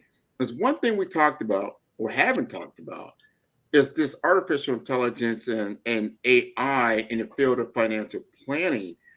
What does that both mean for advisors and clients when this kind of information is on steroids and it's out there, good, bad, or indifferent? What's your take on it? Well, AI is definitely changing the game. Right in front of our eyes. It's a game changer altogether for both advisors and clients. AI is transforming the way I analyze data, make predictions, and manage portfolios. There are some key points that it helps me with: the data analysis. I can go to AI and get algorithms that can process information quickly for my clients and be more involved and in depth than ever before. AI can go through a risk assessment more efficiently than them answering the question themselves. So it's more resilient in diversifying portfolios and aligning my client's risk. So just the automation alone in AI is robust. It's routine tasks such as portfolio rebalancing and tax optimization. It reduces a lot of administrative burdens for me. Lower cost to my client, right? So if it's lower cost to me, guess what happens to my clients? It results in lower cost to my clients because I do cost to work with, especially as a CFP. So, it's just the algorithms. I'm able to use AI specifically for portfolio generation and ideas around tax planning that are more robust than what I've learned in a CFP. I can apply all my learnings as a CFP professional and input information into the AI that is mind-blowing, right? So with AI, it's what you put in, it's what you get out. And if you don't know what to ask AI or how to use AI efficiently, it's not a powerful tool, but in the instances where you do, it can be a game changer, especially for me. I use tools called I Identify, and it's simply put, I identify my clients, their network, their net worth, and everyone around them. It gives me the opportunity to see who exactly I'm working with and who to concentrate on. It's a game changer. I like that. I want our audience to understand that how to use the tool. You've got to understand that. You've been doing it at a very, very high level, and it helps your clients in the long run to be more successful. Right. One of the things I was impressed with what you do that's different from other financial planners. I mean, there's a lot of it's a saturated field in certain aspects, but then as you just talked about, there's only 92,000 CFPs just total. Not even talking about 2,000 or so that are African American in your respects. But you understand, because this happens. Somebody comes into an inheritance. They don't understand. They get into a tax structure because all of a sudden they've got more real estate than they realize, and they don't understand the implications of all those things. It sounds great up front, but then if you don't understand again how to play the game, what does all this mean really from the financial lens, gives lead to your expertise and credibility. Right. So an example that you used, someone getting, an inheritance and tremendous amount of wealth right in the beginning. It's a game-changing process. But however, if not done correctly, it could be a nightmare. Unfortunately, I've seen people inherit millions of dollars, hundreds of thousands of dollars, and not seek the right advice. And within 2 or 3 years, all the money's gone. When you have a tremendous head start to do many, many different aspects, and just because you may or may not have known who to contact to get the best advice, you just kind of rely on a neighbor, a friend, the water cooler, Google, or whatever it may be to kind of guide you through. It doesn't cost a lot to have a certified financial planner. It costs a lot not to get the advice, but it could save you hundreds upon hundreds of thousands of dollars of mistakes later on. In the industry that we are in, I've seen millions just go, and I don't even know how to spend that much money that quickly. But, if you don't have a strong foundation or a base of how money works, it can go out your hands pretty quickly. I understand that. There's no doubt about it. You've got to seek out professionals when you need professionals because they understand it, and you have to have that trust component because you can't just trust anybody. You talked about fee compression. When I'm about fee compression, I don't even understand that term. Talk to us about the real concerns in the financial planning world. What is that? What is fee compression? Fee compression is simply this, you can watch television, see all the commercials, and you'll see robo advisors, or you'll see robo firms, not real people, providing financial advice, telling you that they can do it for no cost or no fees at all. So this is my biggest competition. I provide advice outside of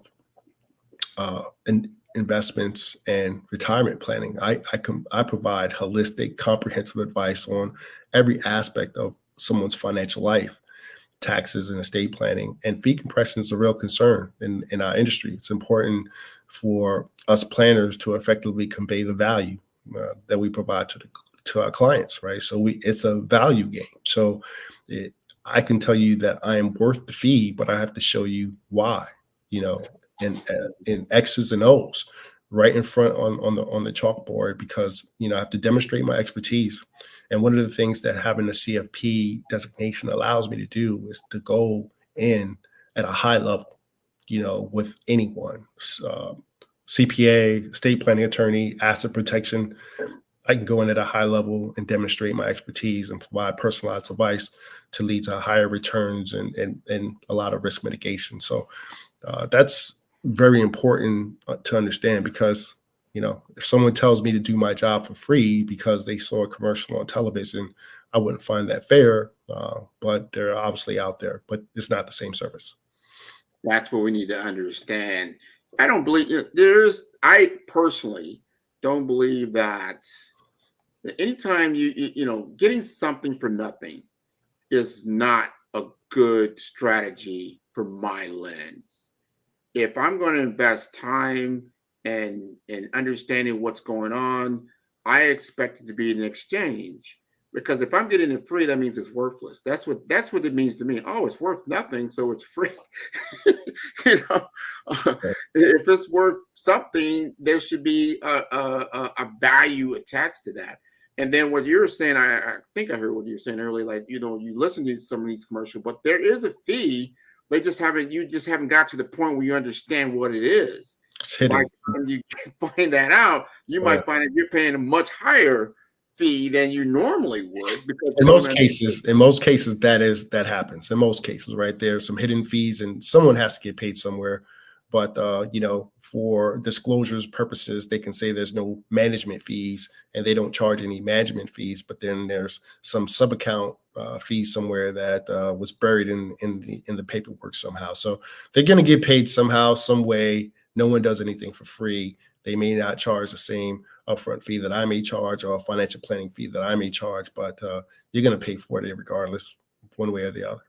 Yeah, understand. And that's for me, and the answer, or help answer this question, like the biggest challenge. That's one challenge that you have, and I believe is what it is. It's that credibility and trust factor and misinformation in your industry.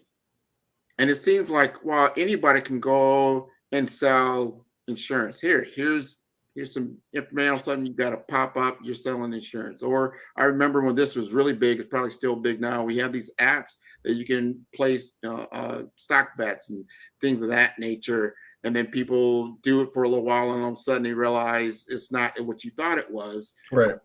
And there's all these different misconceptions, things in the industry, that when you are legitimate certified financial planner, and I don't know if that's certain levels of probably financial literacy competence. So as you go higher up, you're dealing with people they have assets all the time, and then they understand the difference. Talk to us about that a little bit. Sure. So, with the social media era, it's changed. You can go on to social media and say that you're a financial advisor, certified financial planner, do whatever you want. There's no regulation on those individuals, and they seem to be giving advice. They're charging for information and have some disclosures, right? So it seems to work. But however, me being licensed in several different areas and having designations in different areas, I have oversight. I have the FINRA financial and FINRA's oversight. I have the SEC oversight. I have a compliance department that's oversight. I have the CFP board oversight. So anything that I do is highly scrutinized, and they're always asking questions about why, when, is it suitable, best interest? Was this in the best interest of your client? So I continuously have to go through those type of compliance and regulatory aspects for every little thing that I do, down to my emails. So, it is important aspect, because if I provide you information that is not suitable to you, I am responsible at the end of the day.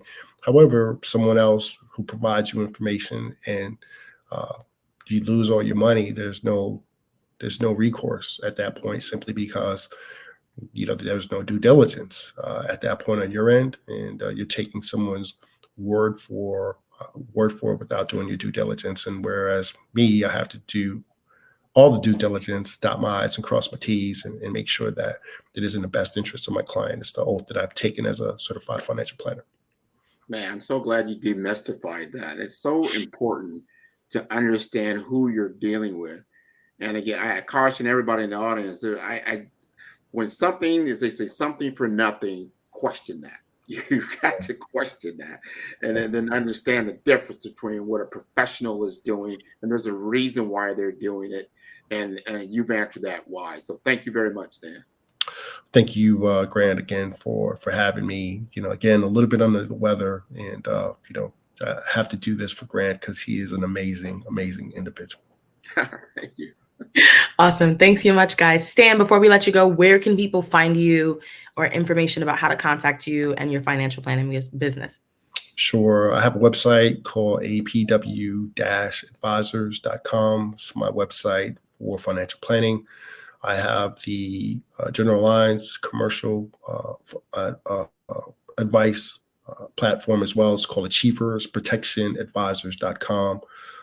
You can get information there. I am on social media at _Stan Finance _. You can reach me on my IG and on LinkedIn, where is where I get all of my traffic, and it's my namesake, Stan LeConte, on LinkedIn. That's where we can conduct a lot of business, and of course my email, sleconte@iaac.com, and I'm here for people in my community.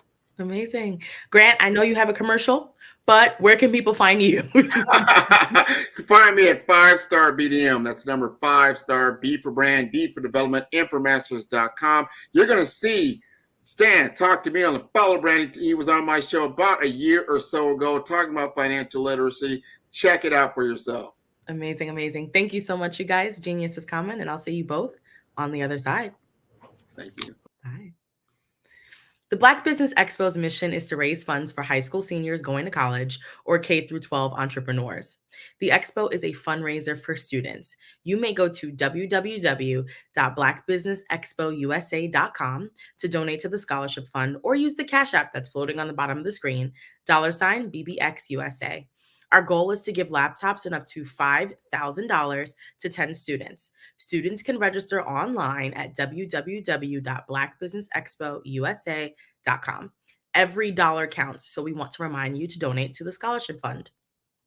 We also want to thank our Black Business Expo USA sponsors for December of 2023: NC100, Moody Capital Partners, Suede Soul, Lotus Richer Coaching and Training, The Hello LLC, 5-Star BDM Media, Carolina Virginia Minority Supplier Development Council, Step Management, BHS and Associates, Marjorie McLean Foundation Incorporated, Genius is Common, Earth Essentials, Mullane Shania Global, the Executive Women's Success Institute, The Quality Coaching Company, Superwoman Business Services, Creative Force Studios, Lee Entertainment, Artistic App Design, Black Business Expo USA, Genius is Common, and I'll see you on the other side.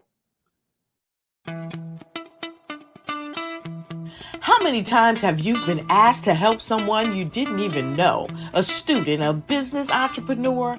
Or did you ever even ask, where did they end up? That business, that friend, that entrepreneur. Well, just maybe they ended up in a gang, bankrupt, homeless, or worse, dead. Maybe they turned to crime, drugs, and alcohol. Did you ever wonder? Did you destroy their dream, or was your life always so easy? At the Black Business Olympics, we started a movement to help students complete. Give them hope and foster success. Help them to leave their dreams of providing laptops, computers, and up to $5,000 in scholarship funds. Today, we ask you to help a student, a business owner, or an entrepreneur to realize their dream by sponsoring them, supporting them, and buying from them. Consider this. With $1.6 trillion in our Black community, we only ask for a small donation for our students, our businesses, and our entrepreneurs. And you can change a life today. So I ask you, what are you going to do? Sit on the sideline and watch our students in high school be losers, miss out on their dream from lack of resources? Or are you going to donate to the movement and change their future and yours as well? Give us a call today at 919-308-9090. Change their life by investing with action to the Black Business Olympic Fund. The Black Business Olympics, one of the largest business showcases of Black business in the history of the world.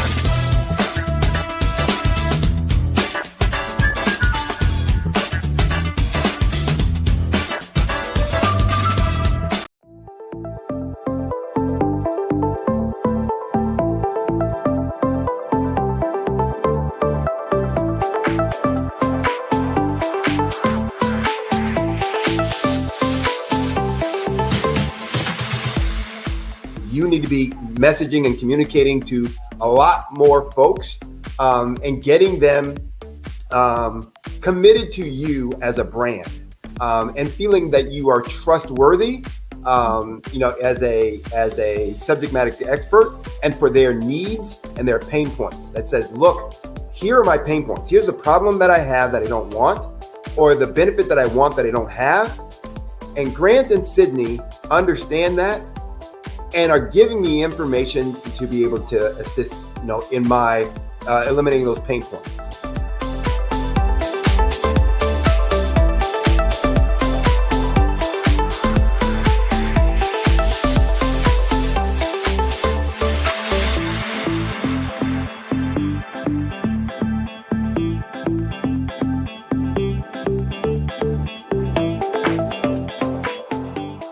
You're going to get a lot out of this workshop.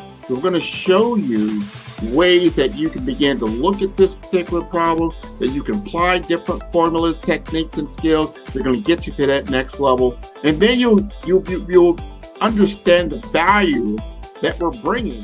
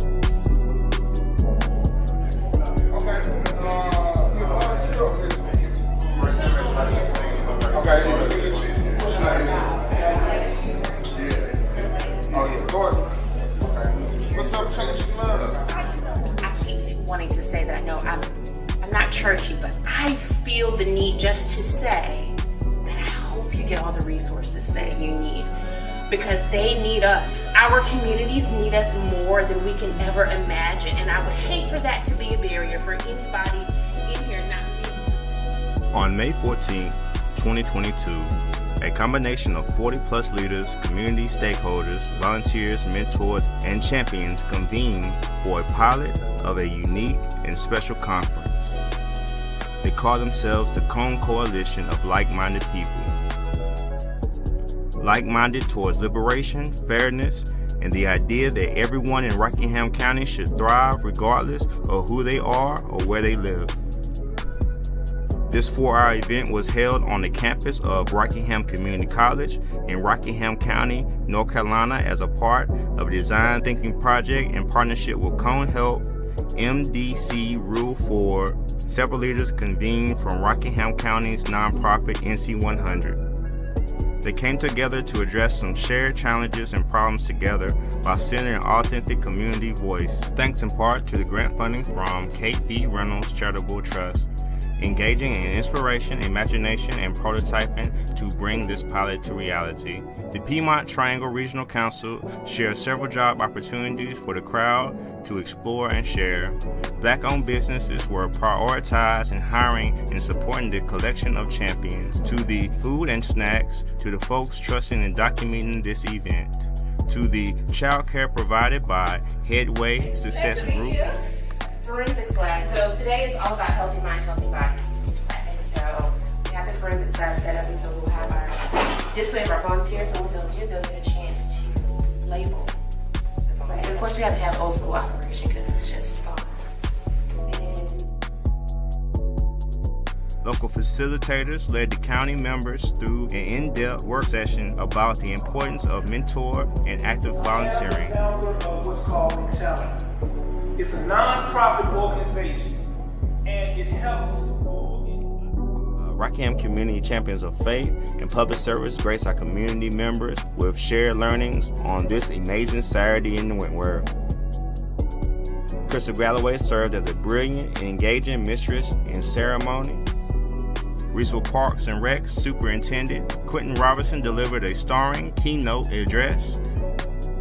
And Tangle Moore of the Reesville Area Foundation was honored, along with a side of honorees on our first Portia M. Paris Cone Coalition Champion Award winner, given in honor of her memory and legacy as a tireless advocate and torchbearer for the marginalized or underserved.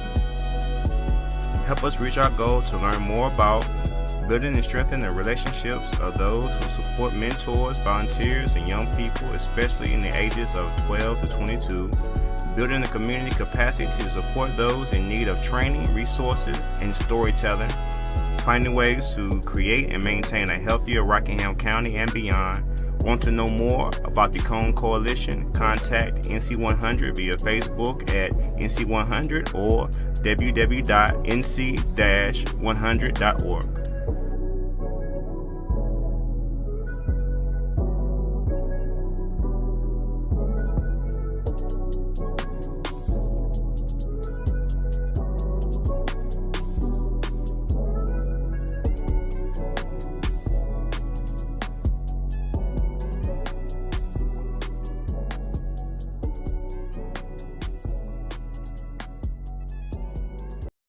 I am from Washington, D.C., but I was raised in Durham, North Carolina. I came to Durham when I was about 5 or 6, and then I traveled back and forth to D.C. because it's where my people are from. One of the unique things about my family is my mother, she's also an artist. She does quilting, and she does a lot of artistic things, and then my son, he draws with both hands, his right hand and his left hand like I do. So that's kind of a family trait. And then my other son, he's a videographer, and my daughter, she works, she's a regional vice president for Sunglass Hut.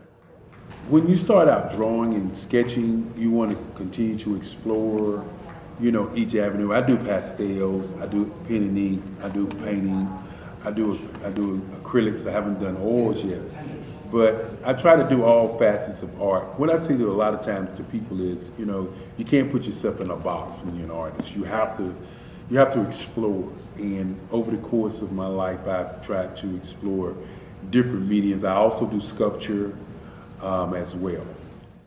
I choose my subjects by the intensity that they have in their faces or the intensity that somebody is moving, because I do more than portrait drawings. I also do I do abstract, and then I do figurative drawing also. What happened in this particular show is that I started out trying to come up with something that would be a little bit different than what everybody else is doing.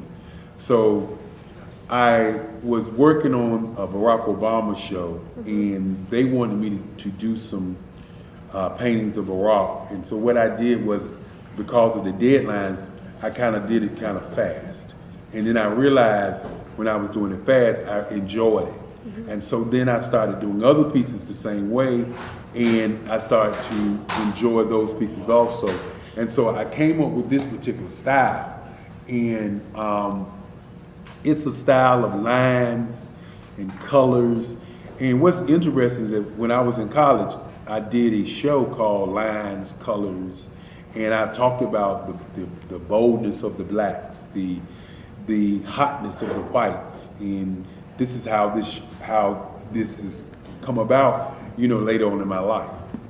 And the colors comes from a lot of the entertainers that I work with, where they wear different colors. They don't wear, your plain reds or your whites. They wear different colors, and so that's also another piece of what's giving me the colors. The subtitle of this show is Faces That Speak Life. That's real critical.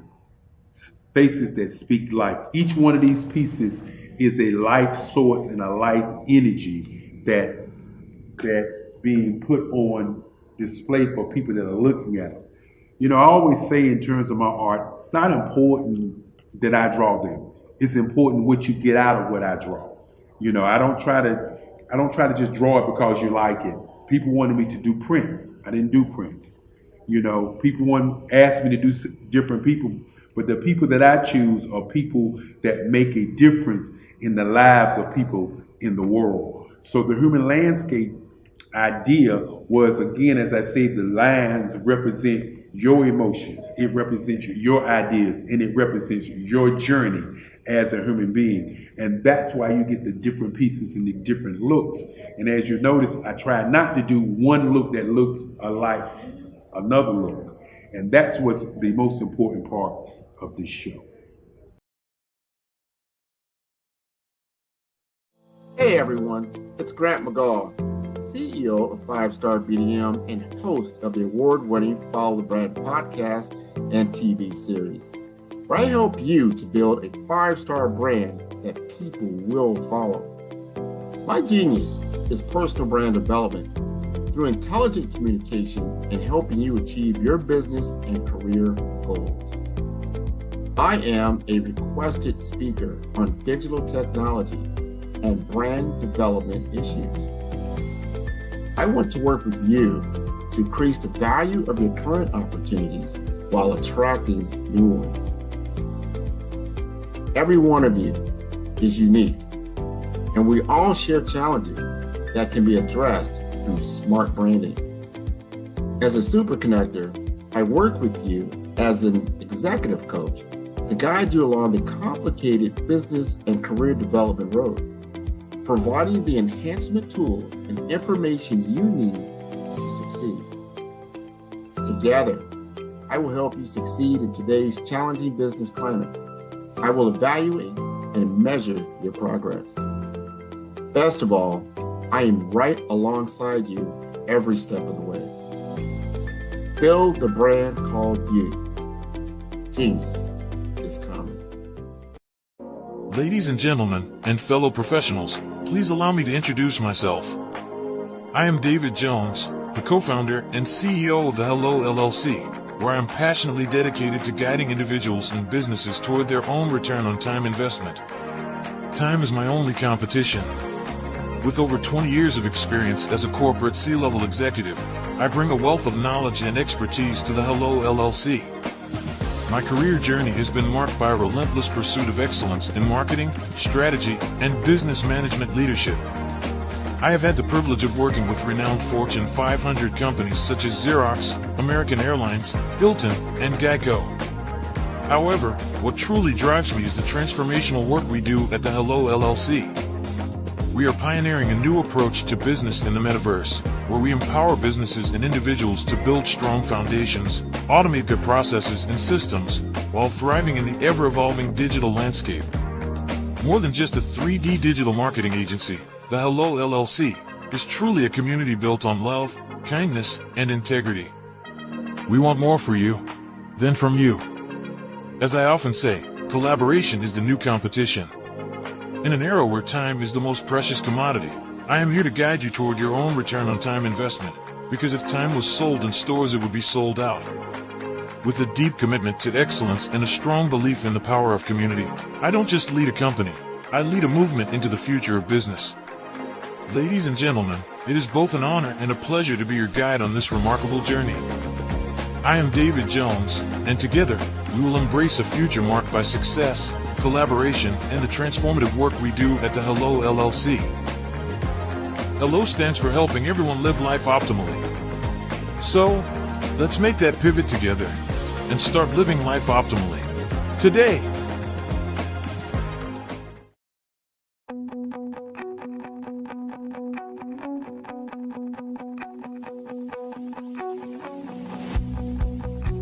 I am Black Business. From the moment I wake until the time I sleep. Yes, I am Black Business. I am Black Business. Tell me, are you Black Business? I am Black Business. Do you support Black businesses? Listen, I support Black business because I am Black Business. Black Business Expo, one of the largest business showcases in the history of Black business in the world. The world! Sign up today at www.blackbusinessexpousa.com or call 919-308-9090. I am Black Business.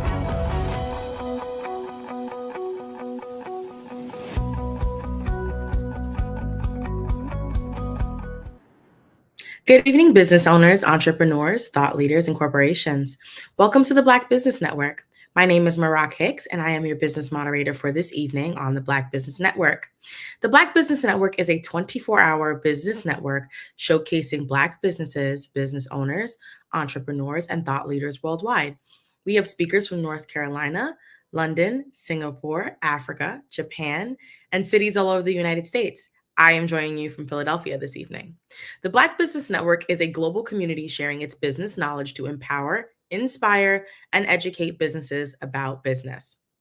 Our next and final speaker for this evening is Eartha Watts Hicks. Eartha Watts Hicks is the founder of Eartha Tone Publishing and Eartha Tone Books. She is a New York FA, New York Foundation of the Arts artist and entrepreneur, as well as a fiction fellow of the Hurston Wright Foundation, Center of Black Literature, and a North Country Institute and Retreat for Writers of Color. In June of 2013, she received the Just Read Game Changer Award in the fiction category from the NYCHA, New York City Housing Authority, branch of the NAACP for her debut novel, Love Changes. And she was named New York City Literacy Ambassador. In 2014, she was featured in the Congressional Black Caucus as a part of the Write It Down panel discussion. A PR writer and affiliate of blackpr.com, she specializes in press releases for entrepreneurs, ministries, and nonprofits. She also leads writing, self-publishing, and publicity workshops for the New York Public Library, the National Writers Union, and the New York City Parks Department. Eartha has recently published a collection of poetry and short stories entitled Graffiti Mural, and she is now the creator of A Planner is a Girl's Best Friend series of planners, calendars, and journals she calls hashtag A Planner is a Girl's Best Friend. For more information about Eartha, visit earthatone.com or connect with her at earthatone on all social media platforms. I am excited to present to you Eartha Watts Hicks. Hello, hello. Hello. How Hello. are you? I'm good. I'm good. That's good. Thank you so much for coming this evening. Oh, thank you for the invitation. Thank you so Awesome. much. Amazing, amazing. Okay, so tell us a little bit about Earth the Tone Books and Earth the Tone Publishing. Okay, so Earth the Tone Books is a small independent press, and the debut novel was Love Changes. So Earth the Tone Books came out of the need to publish Love Changes. Love Changes was a novel that I had written and developed over 10 years, and at the time I had an agent, and the journey to getting from an agent to getting picked up by a mainstream publisher was unusually long for me. And it came on the back of me having experience as director of publication for a non-for-profit, Cultivating Our Sisterhood International Association. So after about maybe 2.5 years of having a publisher, having an agent, but not being picked up by a mainstream publisher, I decided to take the process on myself with the help of an organization called Project Enterprise, and I launched Earth the Tone Books and Earth the Tone Enterprises. Awesome. Okay, so you have this planner series now. Tell us Yeah. a little bit about what is a planner is a girl's best friend. Planner is a Girl's Best Friend is a productivity planner in the sense that it's a planner, calendar, date book, journal. It's a catch-all for your goals, for planning your week, your day, your appointments, your schedule. You record your password log. There's a note section, and for the kids, I have the Everyday Excellence Student Planner, which infuses the typical planner calendar with that of a resource journal and activity sheets that teach cursive writing, how to tell time on the analog clock, and puzzles and games that encourage girl empowerment and self-love. Amazing. That sounds incredible already. Let's talk a little bit about the kids planners for a second, because we're going into the beginning of the new year. So what kind of sets them apart from, let's say, the planners that they get in their book bag when they start school? Well, it's a little more engaging, and in addition to it being more engaging, it's Black girl inspired. So they get to it's branded around a natural hair model, Soleil West, who at the time was 10 years old, and being a natural hair model on the cover, it allows little Black girls to see themselves when they open their planner and see themselves in the capacity of embracing their studies. In addition to that, I give them a little brief history about the Voting Rights Act of 1965 and why it's important to know how to sign your signature. And it encourages them to have a love for numbers, that math is not just something for boys, it's something for girls too. And just the little pockets of information where there are cursive writing instruction sheets, but in those cursive writing instruction sheets, I give them a brief synopsis of some Black history, and there's cultural representation with these planners, in addition to a section on bullying and what to do in a situation if you are bullied.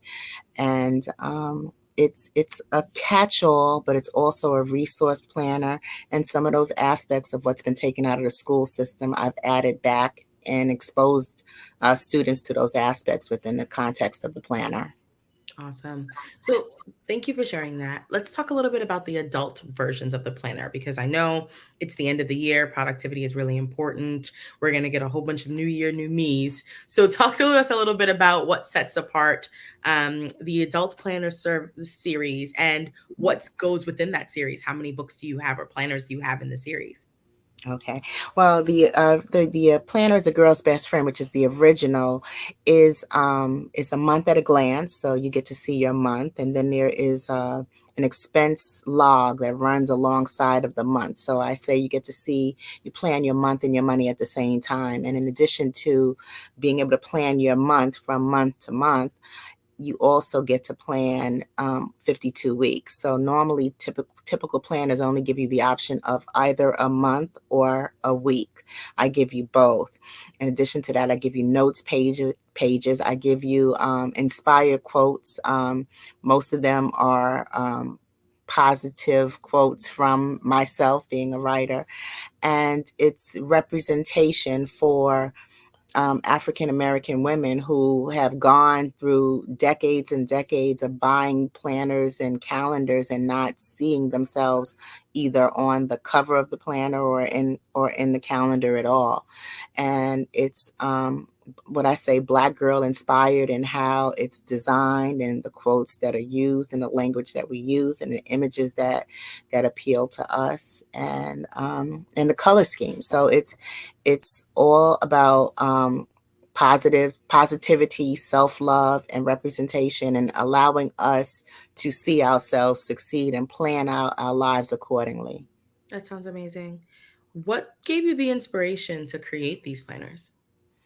I had been a planner girl since I was in college.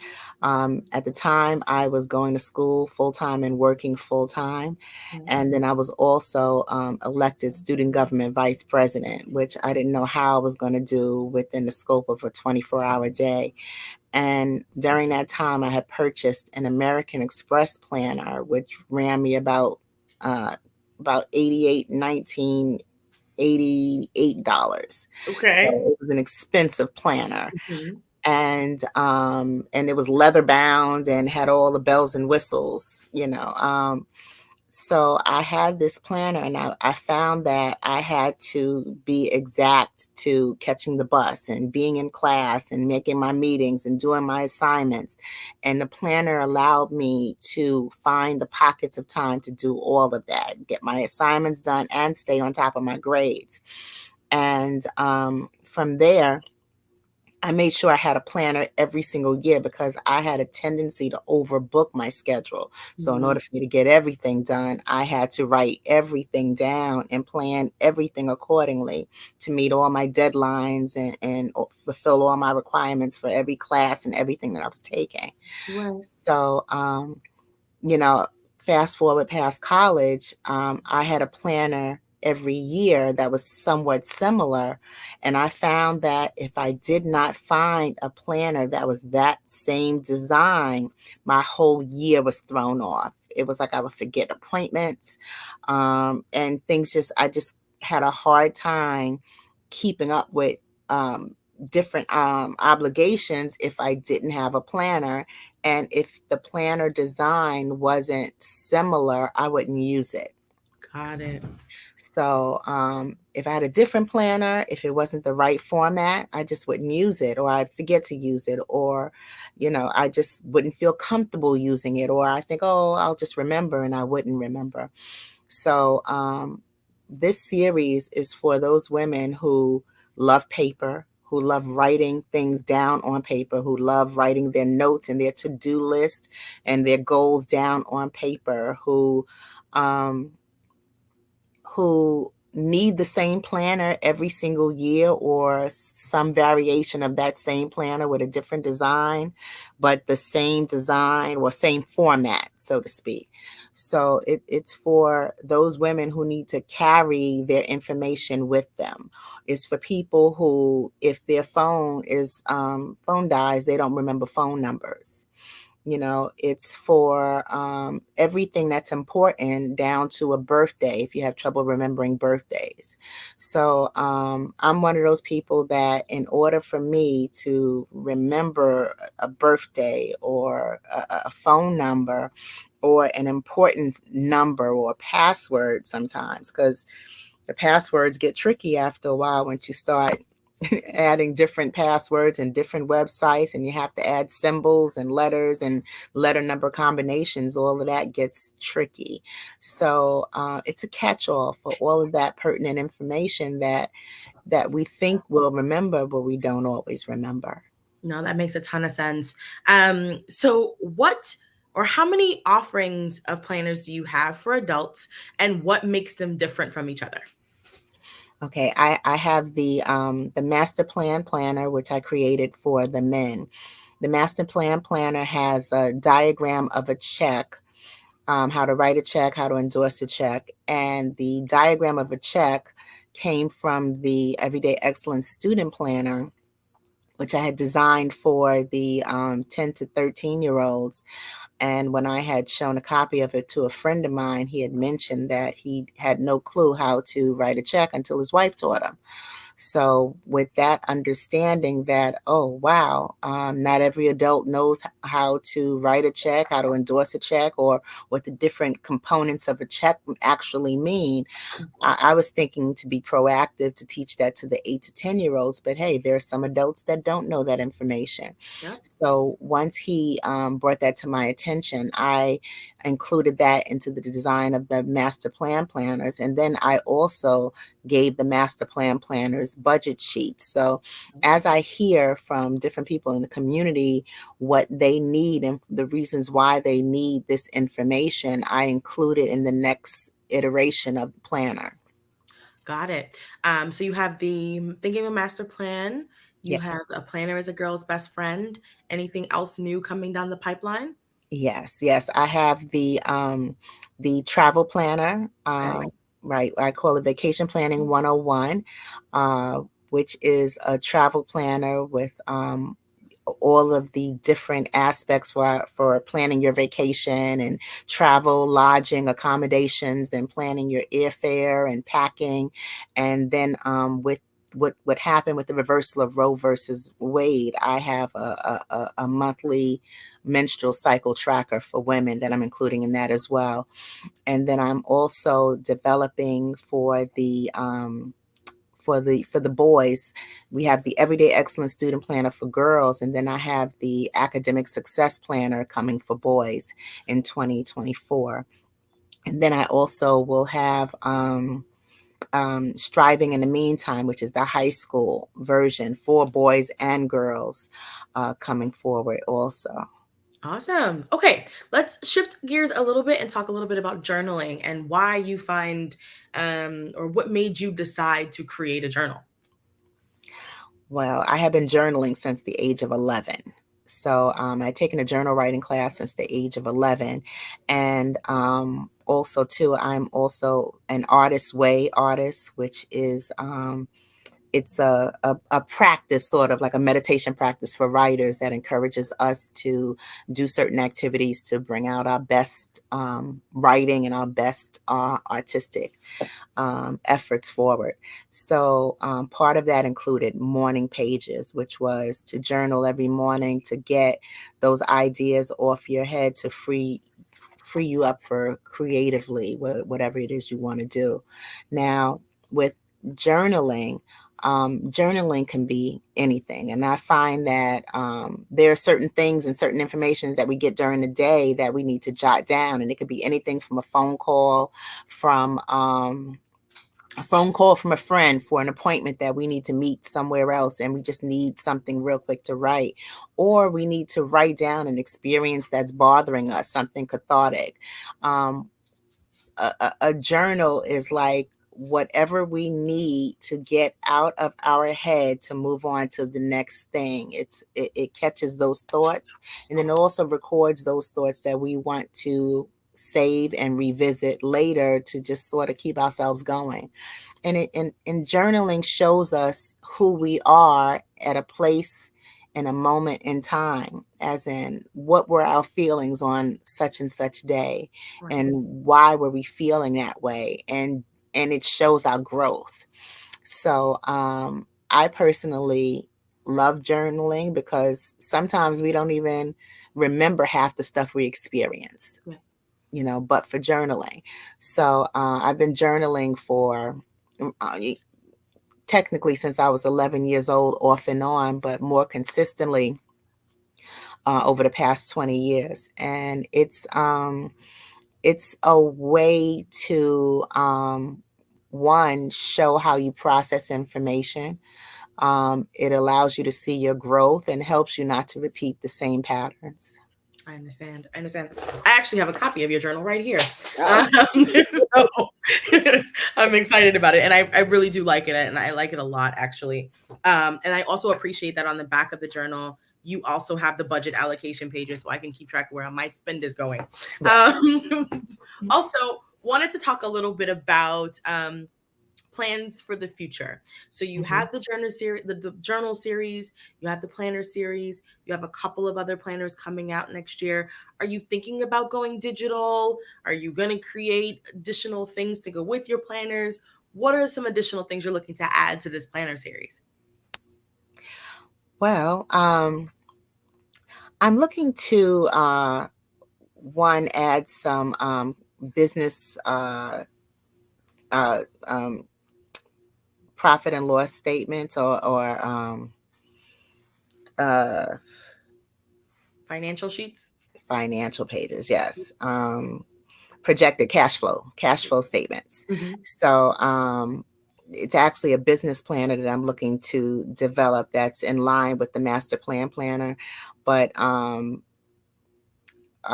give us a focus on how to keep track of our clients, our numbers, our business expenses. And then I'm also working on a productivity planner, which is about how to get those tasks done. And the productivity planner is all about just keeping track of everything, the different lists that we have, from our bucket list to our regular to-do list to our wish list, and breaking the projects down into goals and SMART goals. So I'm on the end of the paper end of it and the design of the paper. At some point in the near future, I will be looking to develop an app. Okay. So there's conversation on developing an app, and I'm working with someone who is looking to do digital pages. Okay. But on my end, I am the design of the paper because I'm a paper person. Got it. But, yeah. So before we kind of shift gears a bit, tell people where they can find information about your planners, where they can purchase them online. Okay, my planners are available on the website, which is www.aplannerisagirlsbestfriend.com. You can connect with me across social media at Eartha Tone, and that's EARTHATONE, and that's on Facebook, Twitter, LinkedIn, TikTok, all across social media. Gotcha. Okay, now shifting gears away from planners and journaling, you have wrote some books. You have a short story collection of short stories and poetry. You wrote a novel. Tell us about some of the stuff that you've created. Okay, well, my debut novel, Love Changes, is the story of a 26-year-old who wants to marry her high school sweetheart, and she has a male best friend that upsets the dynamic. Now, the novel itself was set in 1995, and it features 90s music used with permission from 18 music publishers. So I had to reach out by contract and get licensing and permission from each of the music publishers in order to quote the song lyrics. Got it. What was the inspiration behind the novel? Well, the inspiration behind Love Changes, there were several, honestly. There was my favorite song, which was Same Place, Same Time by Crystal. Which is the story by a song. It's the story of a woman who is in love with two people. And I just always imagine that to be horrible. To be sincerely, deeply in love with two people seemed like the worst thing in the world to me at the time. And then also too, it was I wanted the Black girl from the projects to have her own love story and to star in her own love story, because for one, when I was coming up, we didn't see a lot of stories written around young Black women our age, contemporary. If we wanted something in fiction, we were reading about someone in the 40s or someone in the 1800s. And those were the type of experiences that I didn't want to revisit, not in the book. I wanted to read something that I could enjoy.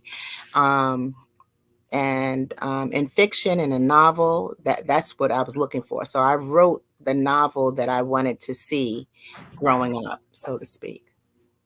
Got it. Tell us a little bit about your collection of short stories. Okay, my collection of short stories is called Graffiti Mural, and it's a collection of poetry, short stories, and personal essays. And some of the poetry I performed throughout the city as a spoken word artist.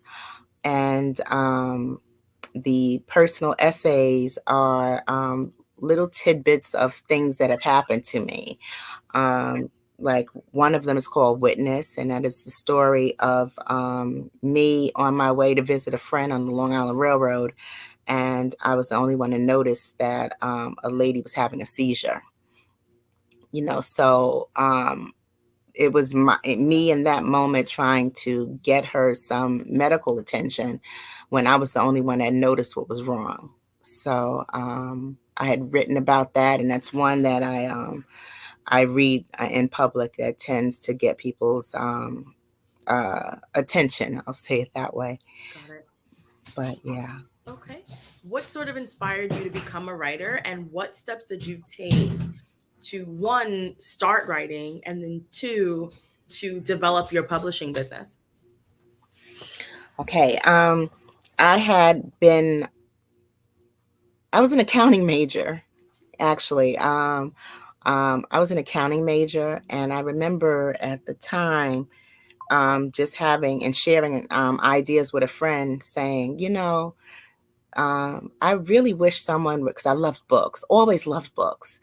So I remember thinking, well, I really wish someone would write a book and there would be a music soundtrack to the book. So me having that idea, it was just a thought. And I wasn't a songwriter, I wasn't a musician, and I wasn't even a writer at the time. So fast forward, years later, I started writing a novel in the mid-90s, and a virus had gotten to it. So I swore, I'm never going to write again. And that lasted about maybe another 5 years. And I had picked up writing Love Changes with the expectation. I picked it up in 2001 with the expectation of finishing the novel in 3 months. And I didn't finish in 3 months. After about maybe 3 years, I had accumulated 400 pages, like 381 pages after 3 years. And I felt like a failure because I didn't finish this novel. It was supposed to be finished in 3 months. And I had 381 pages of just story, just all over the place. So I had read a few pages to a friend of mine who was a neighbor, and she goes, wow, I didn't even realize that she herself was an author.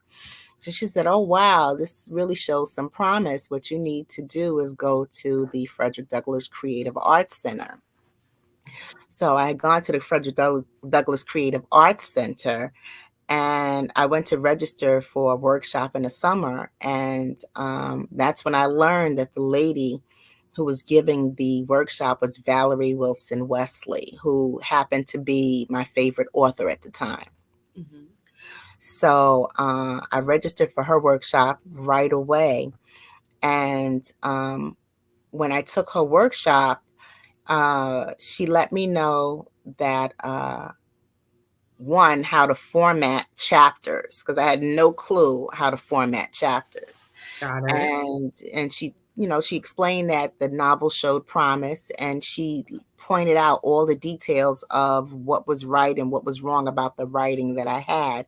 And that was the encouragement that I needed to keep forward. And over the next several years, maybe 3 years, I had taken workshops in the summertime, because I had small children at the time. So I took workshops in the summertime to develop this novel. And by, I think it was the next year, they had sent me and recommended me to the advanced fiction workshop at the Hurston Wright Foundation Writers Week, which was in Washington, D.C. And I was awarded a scholarship, and I was there where I studied under Chris Abani, who was a PEN Award-winning author. Very cool. And then at what point did you decide, you know what, I think I want to not just publish my own works, but wanted to publish other people's works too?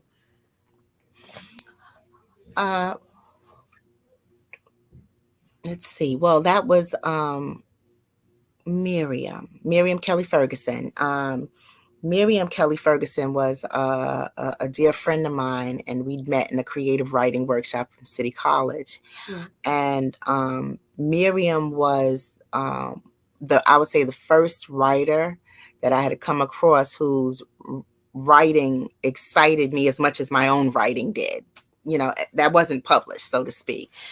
So I was so fascinated because she was brilliant talent by her story Weaver, that when Miriam asked me to edit her work, I was like, sure, fine. And after she saw how I published Love Changes, she asked me to publish Weaver. Got it. So exactly what I did for Love Changes is what exactly I did for Weaver. And in 2014, we were both presenters at the Congressional Black Caucus, me for Love Changes and Miriam for Weaver.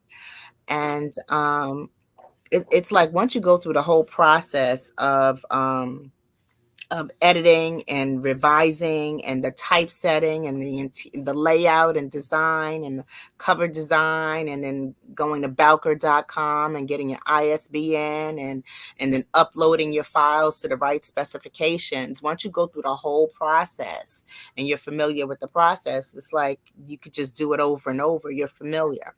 Right. Just getting everything perfect. Like for me, it's I want my work to be bookstore quality, or indistinguishable from anything you would see in a bookstore, because there was a stigma attached to self-published work when I was, coming through the ranks as a writer.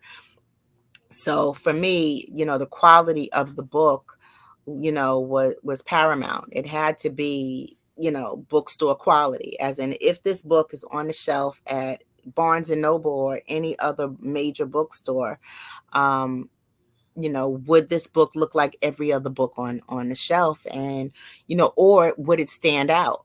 Right. Stand out as, better, if that's possible, because really it's a spine side by side is what you're seeing, or if you see the front or whatever, but, definitely not any flaws in the book that, that detract. So once I understood how to do that, when people reached out to me for assistance, I would take on their projects, especially if they told me that they had paid somebody else to do it and the person didn't do it. Got it. I had one of the first people was Skylar Creary's mom, who she had paid someone else a whole heap of money to publish her daughter's book. Her daughter was 12 years old. Oh. And after paying all of this money, there was no book. So they reached out to me via a recommendation from a friend. And I made sure the young lady had a book in less than 6 months. Nice. And then that was my next question. What other works have you published? So you've published the planners, you've published the journals, you've self-published Love Changes and Graffiti Mural and Weaver. What else is on the docket? What other books have you published? Oh, okay. Okay, I've been published as a contributor in like 4 anthologies, maybe 5. Okay. So there was the Writer's Guide to 2013, where I was featured for writing advice. Then there was Understanding Black Men by Christopher Black, Mel and Christopher Black. Then there was Nobody Goes Out Anymore, edited by D.L. Russell. Okay. And then there was A Tribute to Our Fathers by Olivia Whiteman, Okay. which was the Father's Day book. And there may be, The Wealth, Living a Wealthy Life, which I was featured in for a story based on my experience with uveitis, which is a short story. The uveitis experience, which was the story featured in Living a Wealthy Life, was also published in Graffiti Mural. And that was a personal account of what I had experienced a number of years ago. Got it. So I'm going to ask the question that everyone wants to know. You wrote Love Changes. Is it a standalone novel? Will you be writing a sequel? What's going on with that? Okay. Love Changes is a standalone novel, and there is another standalone novel that is a companion to Love Changes called Chocolate Love that I'm currently in the process of developing. Okay. Alrighty. And where can people find a copy of your book or any of the other books that you've published? Where can people actively purchase those? Okay. All of my books are available on Amazon.com and BarnesandNoble.com. Now, I have a short hyperlink, www.tinyurl.com/Love Changes Novel. That'll take you right to the Amazon purchase page. And then I also have www.tinyurl.com/Graffiti Mural Book. Or to make it real simple, because with the analytics of Amazon, it makes it very hard to go into the search engine on Amazon, enter my name, and come up with me. You put Eartha Watts Hicks in the Amazon search engine, you might get Eartha Kitt and every other Earth, Wind, and Fire. You might get anything else but Eartha Watts Hicks. But if you Google Eartha Watts Hicks in quotations and books, you get a nice little round selection, and you can just purchase either from Amazon or from Barnes & Noble. My planners are available on the Planner is a Girl's Best Friend website, and there's a whole variety there from the Everyday Excellent Student Planner, Thinking of a Master Plan, and A Planner is a Girl's Best Friend, which is also available in hardcover. And in the hardcover rendition of the planner, I personalize the first page for whoever you intended for, be it yourself or if it's intended as a gift to a friend. You can have a personalized line art image of the person you're gifting it to. Got it. We're coming up on time soon, but I did want to touch on one more part of the work that you're doing. You mentioned that you also are a press release writer in association with blackpr.com. Tell us a little bit about that. What sorts of press releases do you write? How can people find you? Yes, I'm a PR writer and affiliate for blackpr.com, and I'm indicated on their referral list for PR writers. So if a person needs a press release for a business product or service that they're looking to get publicity for, I can draft a press release, and it could be a document from anywhere between 400 words to 1,000 words, and I give it the life and breadth and space that it needs to tell a compelling story and to present as much information as possible, so that once the journalist or reporter receives that press release, all the information, or as much as they need, is already presented, compiled in a comprehensive document for them, including your social media handles. And I've done press releases for Chef Big Shake from Shark Tank, to nuclear economics, to Evelyn the Advocate, who is a domestic violence advocate, to Miss Rosa Higgs, who is of Read in 40. She is the first Black woman to produce her own phonics workbook series. I've done Brother Goldie, a gospel artist. So I've done everything from artists to entrepreneurs to conferences to Lisa Home Mortgage, who is a mortgage broker. And it's me taking the writing skills and the passion for writing to tell stories about Black-owned businesses in a way that showcases their expertise and their genius. Awesome. Okay, so we've covered this a couple times, but I wanted to give you one last chance.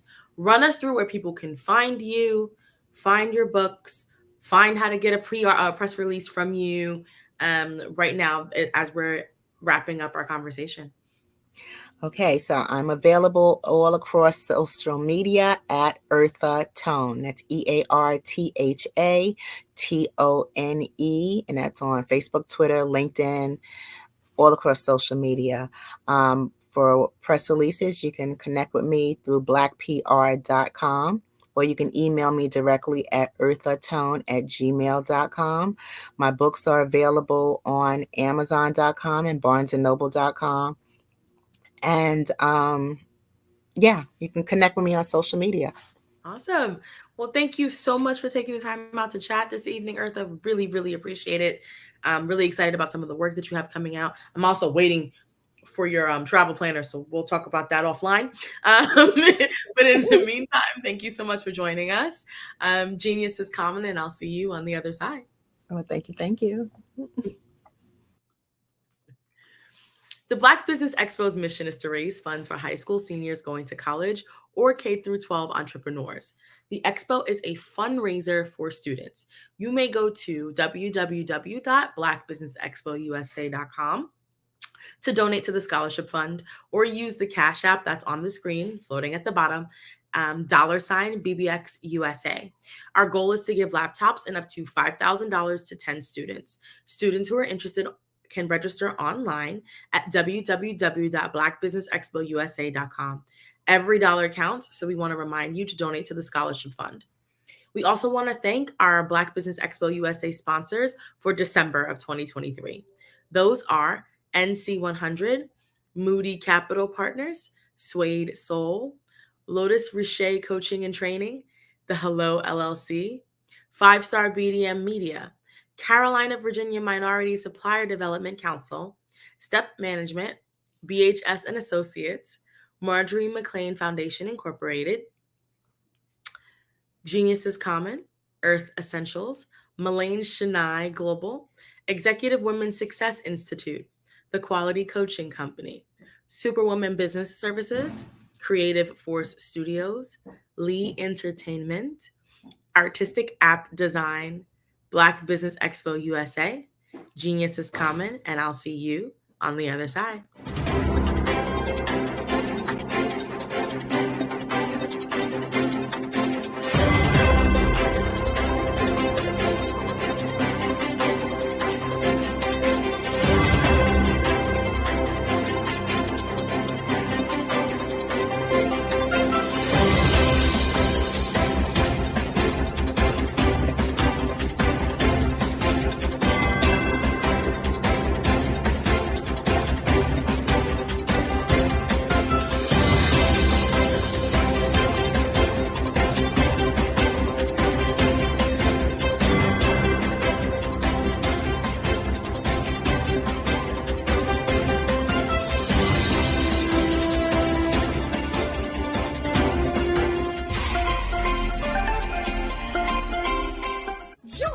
Dr. Eric Kelly III and a host of phenomenal speakers from all around the globe for this 7-day virtual event that you don't want to miss.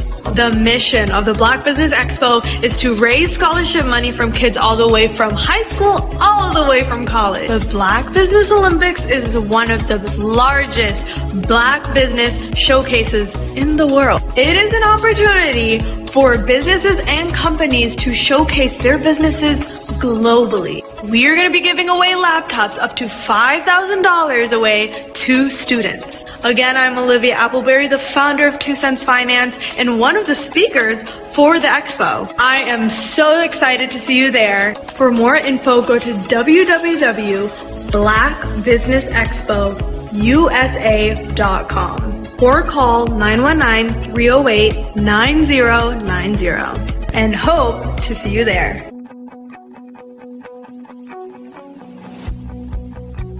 I am Black Business. From the moment I wake until the time I sleep. Yes, I am Black Business.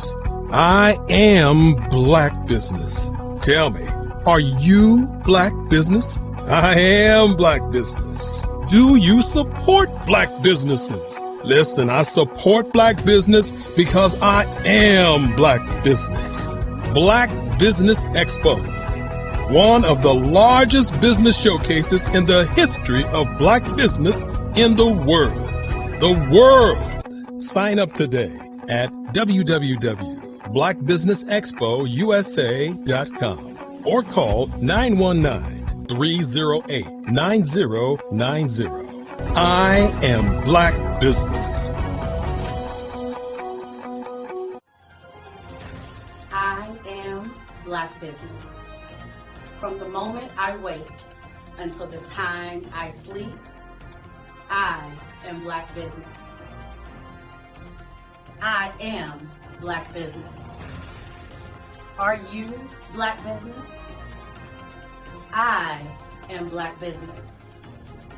Do you support Black businesses? I support Black business because I am Black Business. Black Business Expo, one of the largest business showcases in the history of Black America in North Carolina. Join Dr. Eric Kelly III and a host of phenomenal speakers from all around the globe for this 7-day virtual event that you don't want to miss. The mission of the Black Business Expo is to raise scholarship money from kids all the way from high school, all the way from college. The Black Business Olympics is one of the largest Black business showcases in the world. It is an opportunity for businesses and companies to showcase their businesses globally. We are going to be giving away laptops up to $5,000 away to students. Again, I'm Olivia Appleberry, the founder of 2 Cents Finance and one of the speakers for the expo. I am so excited to see you there. For more info, go to www.blackbusinessexpousa.com.